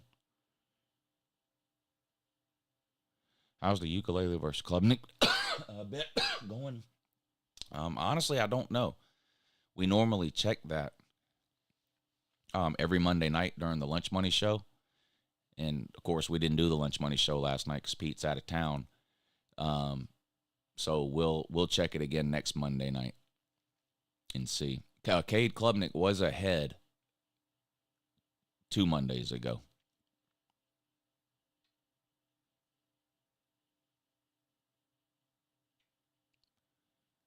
Yeah, K-Star. I talked a little bit about that, not specifically Louisville, but I talked a little bit about that on the Your Season Is Over video. That's one of the big differences, I think, between teams that win 9 or 10 games in a season versus teams that win like 12 or more. It's it's the ability to avoid that kind of loss. You know, because most teams have a loss like that over the course of the year. Very few teams don't. And that's the difference, I think, between having a team that wins, that goes 10-2 or something at the end of the year versus a team that maybe wins a conference and gets to 13 or 14 wins or makes the playoffs or whatever it is. It's the ability to avoid those letdown losses. It's hard to get your team to play up to their potential every single week in and week out.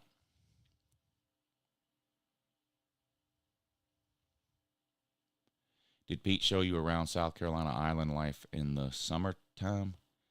I've never been out to Pete's in the summertime, have I? No. Now, we all went and stayed at the beach in March for Slob Olympics, and Pete was there.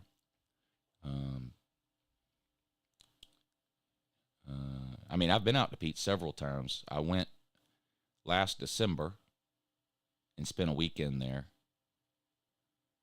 That's obviously not the summertime. Then we went back in March for the Slob Olympics. And then, we did go in June. Was it June or July? I went in June or July for a weekend, too. We all went to see the Dave Matthews concert out there. But we didn't go to the beach on that trip.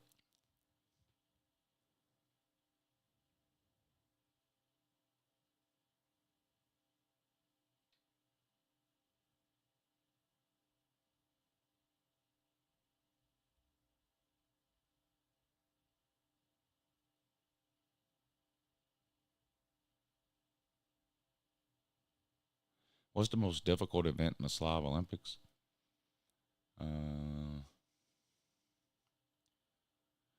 I think different people would probably answer that question differently. For some people, the mental events are the hardest. For some people, the spelling bee is the hardest event, stuff like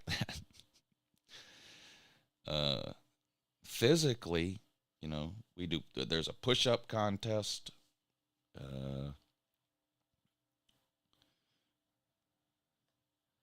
The bat, we did the thing where you have to spin around a bat like 10 times and make yourself dizzy and then run an obstacle course. That was pretty hard.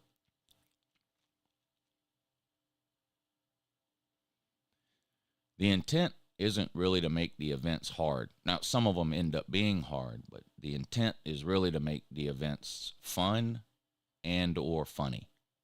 And sometimes that means that they're also hard, but it's not like the goal isn't just to make a bunch of hard events. The goal is really to make the events as fun or as funny as we can.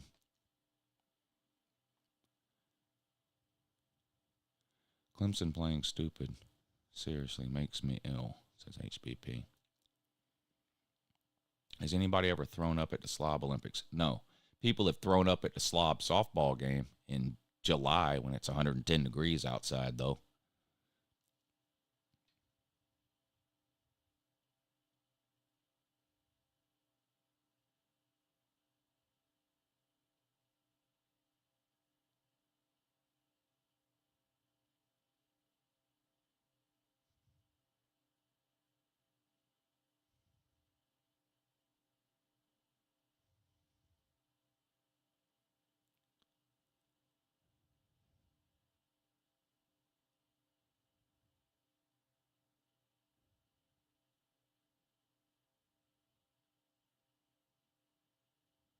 Next year's Slob Olympics in Panama City, by the way. March 1st, 2nd, and 3rd, Panama City Beach. Make your plans now. How was the concert and favorite Dave Matthews song? I've seen Dave several times. They're all really good. I like Dave. My favorite Dave song is probably Seek Up. But I like a lot of Dave songs.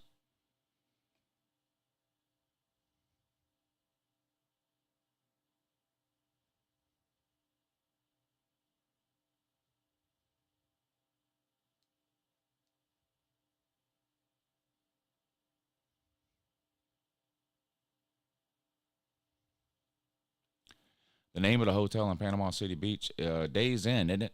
Days Inn, Beachside, Panama City Beach. I think there's 2 Days Inns in Panama City Beach. One is actually on the beach. That's the one we're staying at.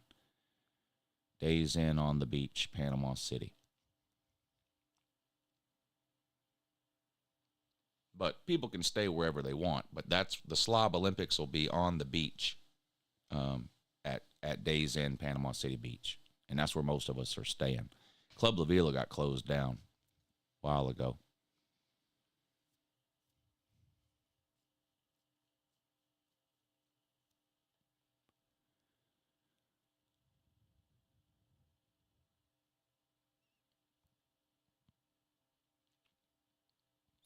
Are we ever going to see a non-SEC team win the Natty? Yes. Might see it this year. I think Georgia's the only team in the SEC right now that can win the Natty. If it's not Georgia, then it's going to be somebody else.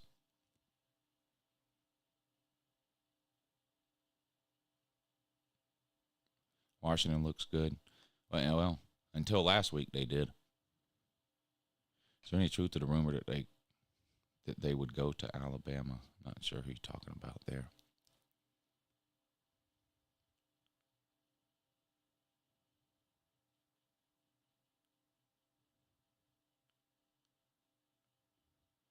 Lou, what's your favorite spring break mixed drink? I don't like mixed drinks. How many more losers will Clemson have this season? Probably one. Almost certainly one. Maybe two. Like, I would be surprised if they don't lose at least one more. But they could lose two more. They might lose three more, but my bet would be one. Two wouldn't surprise me. Three would be just a total collapse.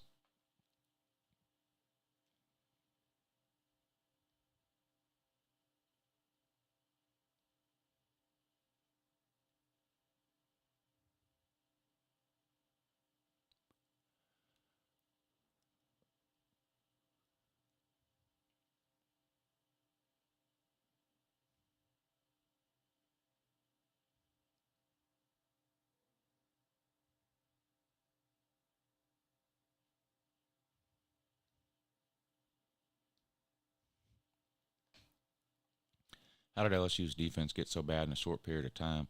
Well, they had some transfer. They had some people. They had some secondary players that transferred out, and they tried to backfill it with transfers in, and it didn't work. Their entire secondary is transfer players, and it hasn't worked out. Their secondary has been really bad. Their front seven is okay. The front seven's not as good as I thought it would be, but the front seven's been okay, but that secondary has been really bad for LSU. It's just the talent level in the secondary at LSU is way below anything we've seen at LSU in a long time. And they knew it was a problem. It's not like it caught them off guard. They tried to address it. They went out and they brought in 4 or 5 transfers, and all of them are playing. They're just not at the level that we're used to seeing an LSU secondary. Does Brian Kelly have a successful season in the next few years, or is he finished? I guess it would depend what you defined as successful. It's going to become harder to win. It's not going to become easier to win the SEC by adding Texas and Oklahoma and doing away with divisions. It's not going to become easier. It's going to become harder, but the playoff is expanding to 12 teams. So, I could see a scenario where Brian Kelly and LSU go 9-3 3 years in a row, never even come close to winning the SEC, but make the playoffs all 3 years. Is that successful? I guess it depends on who you ask. I think our definition of success and good season and bad season and all that is going to have to kind of be redefined as we move to a 12-team playoff. And I'll just give you a couple of examples. If somebody like Georgia, Bama, Ohio State, Michigan, let's just take those 4 teams. If one of those 4 teams makes the playoffs 4 years in a row and loses in the first round, that's not successful.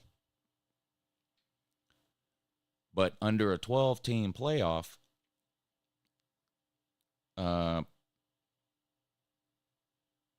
Oregon making the playoffs twice and winning one game would be a huge success. Or Florida making a 12-team playoff once in 4 years and winning one game would be a huge success. So it just kind of depends. In the case of LSU, I mean, they have national title expectations there. Maybe we don't think that's realistic, but it's just our expectations are going to have to change. We look at Southern Cal right now. Well, they just lost their second game of the year, and they're not making the playoffs. Well, that's not the case next year. That's not the case going forward, starting next year. 3 losses is going to be what you have to avoid.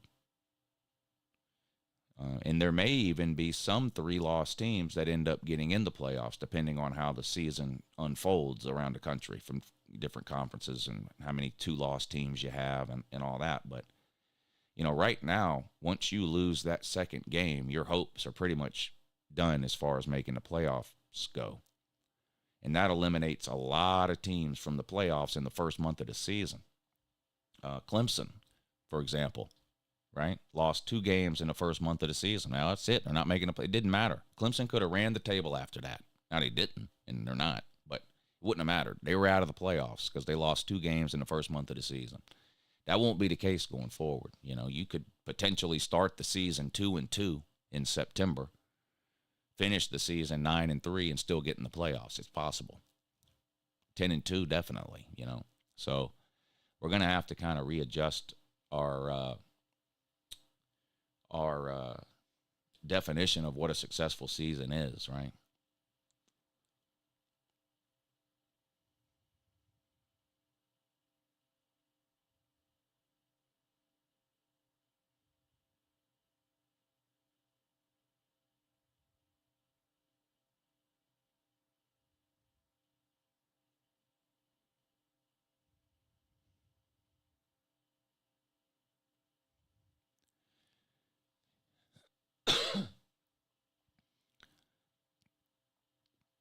I think smart LSU fans are starting to figure out Brian Kelly isn't fitting into their culture, even with his fake accent and pandering. Well, I don't know. We'll see. I mean, LSU still has a chance to win the SEC West and make the SEC title game. I mean, it would be hard to say that, that would be the second year in a row he did that.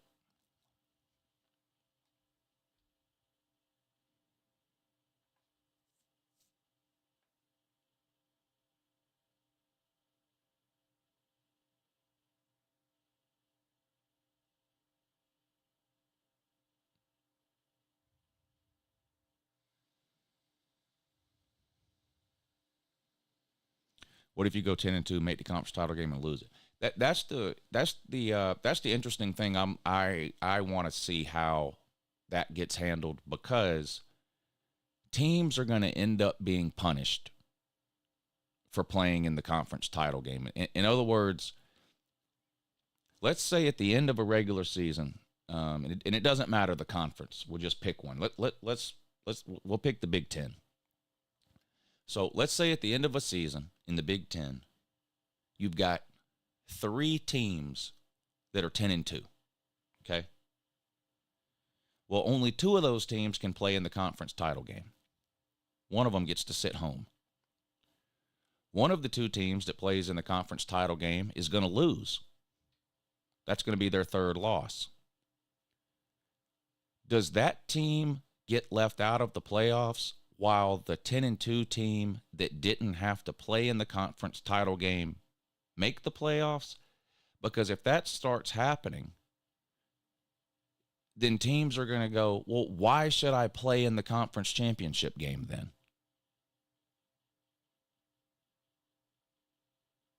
I could have just skipped the conference championship game and gotten the playoffs. Instead, I played the conference championship game, and now I'm out of the playoffs. So I'm curious to see how often that scenario happens and how it's handled.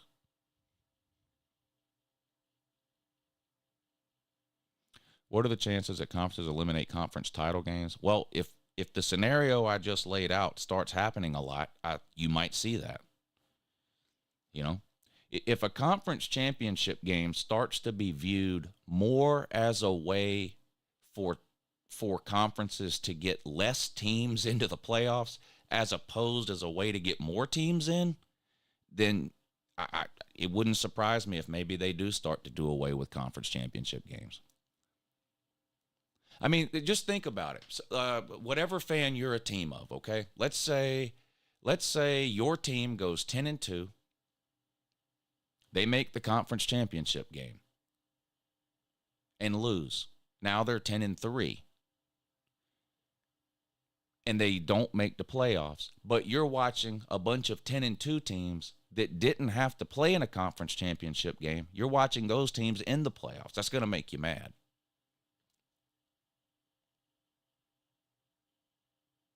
That's going to make you mad.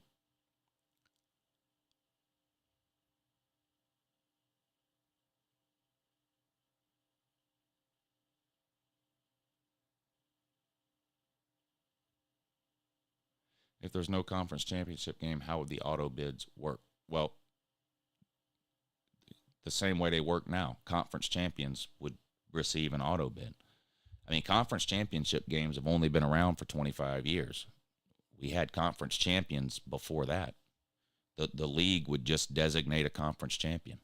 It would be the team with the best conference record would be designated the conference champion. If there were two teams with the same conference record, head-to-head would determine the conference champion. If they didn't play head-to-head, then it would be the higher ranked of the two teams would be deemed the conference champion. That's how it always worked before we had conference championship games. It's up to the conference to name a champion.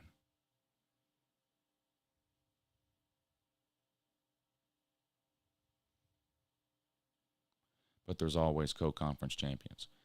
There's not always co-conference champions. That you have tiebreakers to determine the conference champion.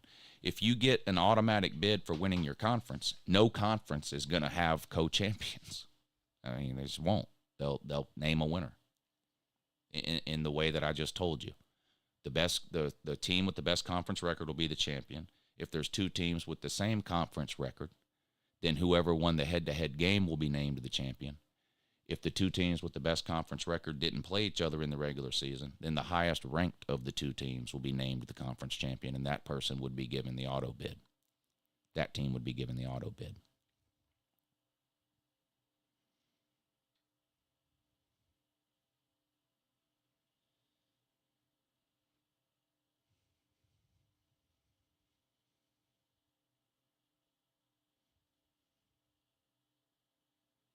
Clemson, Georgia Tech. What about them?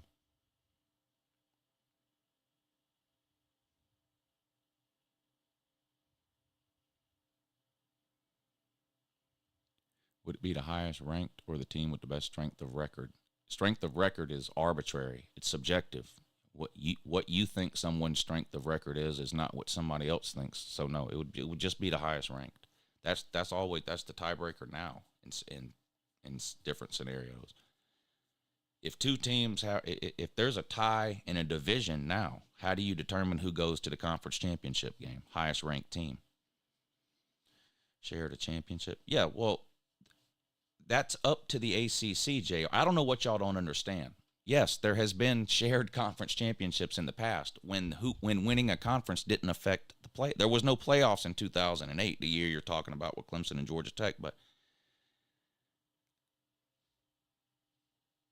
co-conference champions, that's a decision the conference makes. And if you're in a playoff system where conference champions get a bye, conferences aren't going to declare co-conference champions. I don't know what y'all don't understand.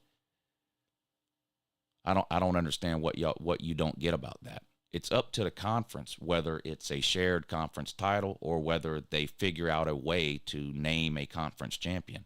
And if conference champions are given buys in the playoffs, then conferences are going to name champions. And the way they're going to do that is the same way they determine division champions now if there's a three-way or a two-way tie. It'll be the highest ranked of the teams. That's it. There won't be shared. The fact that there used to be shared conference championships doesn't have anything to do with how conference championships will be named in the future if there's no conference championship game and conference champions get a bye in the playoffs. One doesn't have anything to do with the other.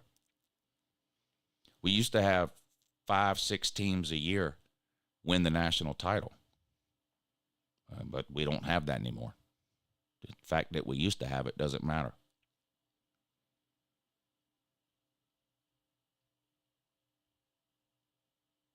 Yeah, nobody will have divisions next year. There aren't any divisions anywhere next year in the Power Five. The ACC, the Big 12, and the Pac-12 already don't have divisions. The Big 10 and the SEC are the only two conferences with divisions this year, and next year they're both getting rid of them.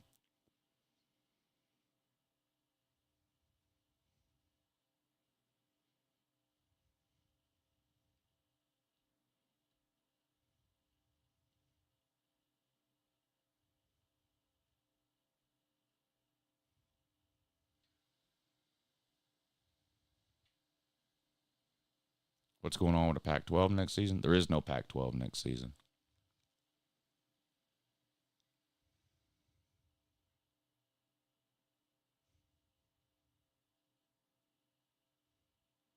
Thinking a few are just seeing how high they can get low blood pressure by acting this stupid.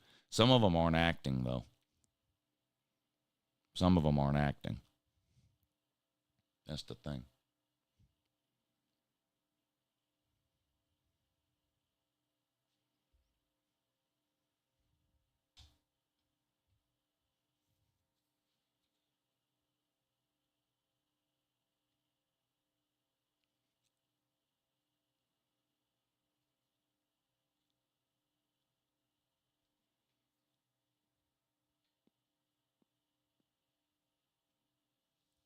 Coach Orgeron, yeah. Next year, Jimbo Fisher will be out there with him. Will the group of five get one automatic bid? Well, there's nothing designating that the group of five gets one automatic bid, but there's 6 automatic bids. So, I mean, you can figure out, you can answer your own question. There's 6 automatic bids. And 5 Power 5 conferences this year, but 4 Power 5 conferences next year. And there's 6 automatic bids. They're trying to vote it down to 5 automatic bids instead of 6. Right now, it's a 6+6 model. 6 auto bids, 6 at large. They're trying to change it to 5 automatic bids, 7 at large.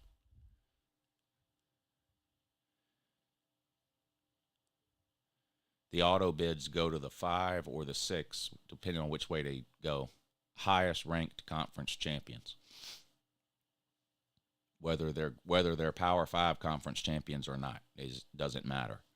There's nothing designating that, these conferences are going to get an automatic bid and then this conference.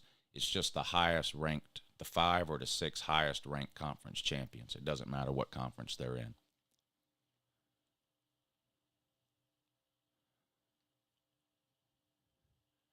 Right now, it's 6+6. They held meetings a couple of weeks ago, and some want to change it to 5+7, but it wasn't a unanimous vote. So right now, it's still scheduled for a 6+6 model starting next year. They may end up changing it to a 5+7.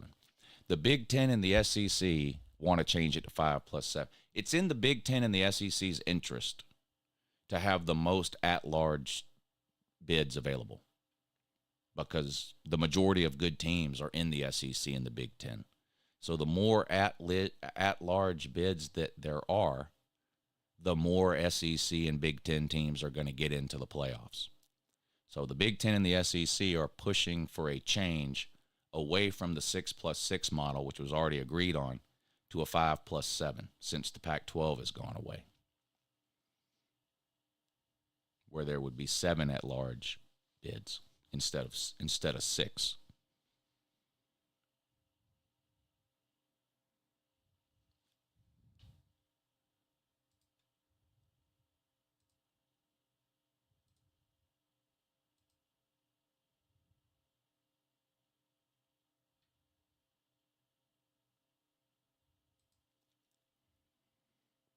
What are the chances the lady who got Mel Tucker fired had an actual physical relationship with him?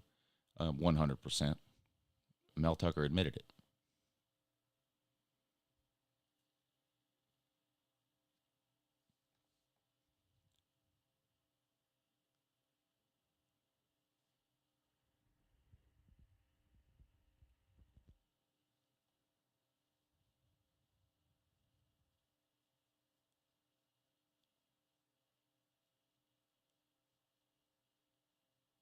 I wonder what Iowa has to do to score a touchdown. Well,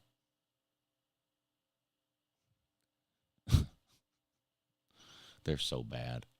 They are so bad. Let me ask you this. What do you what's worse or which fan base is more frustrated? Iowa or Southern Cal? Like with the so like it is Oklahoma is well not Oklahoma is Lincoln Riley's defense worse than Kirk Ferentz's offense?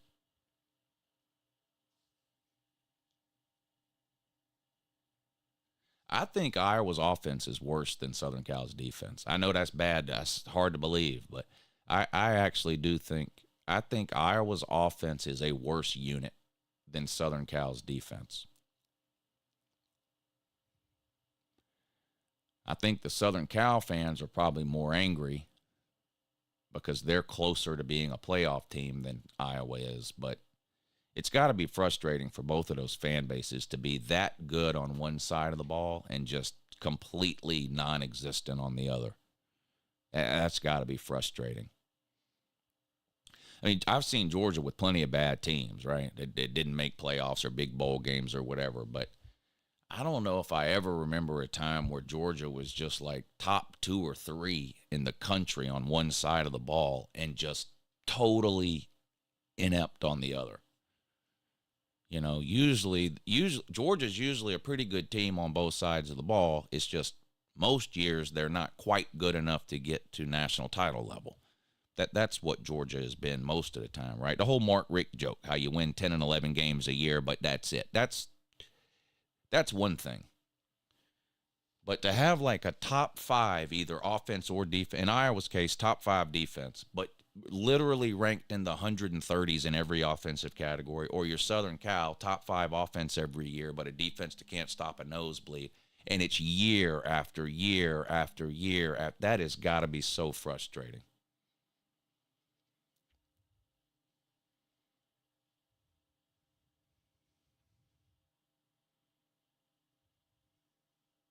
So frustrating. All right, everybody, I'm going to get out of here. I got a lot of work today to do today. Top 25 video will be coming out by lunchtime. I guess I got to make a YouTube sent an email. Every college football YouTuber is required to make a Jim Harbaugh Michigan video, so I guess I got to do that. And there's another video, too, I wanted to try to get out today. But I appreciate y'all tuning in this morning. I really do. No morning show tomorrow on Wednesday. We don't do morning shows on Wednesday, but we'll be back Thursday to do it again. Call-in show tonight at 9 o'clock should be a good one. Make sure you tune in for that. Give me a call. We'll talk some college football. I hope everybody enjoys the rest of your Tuesday, and have a good morning.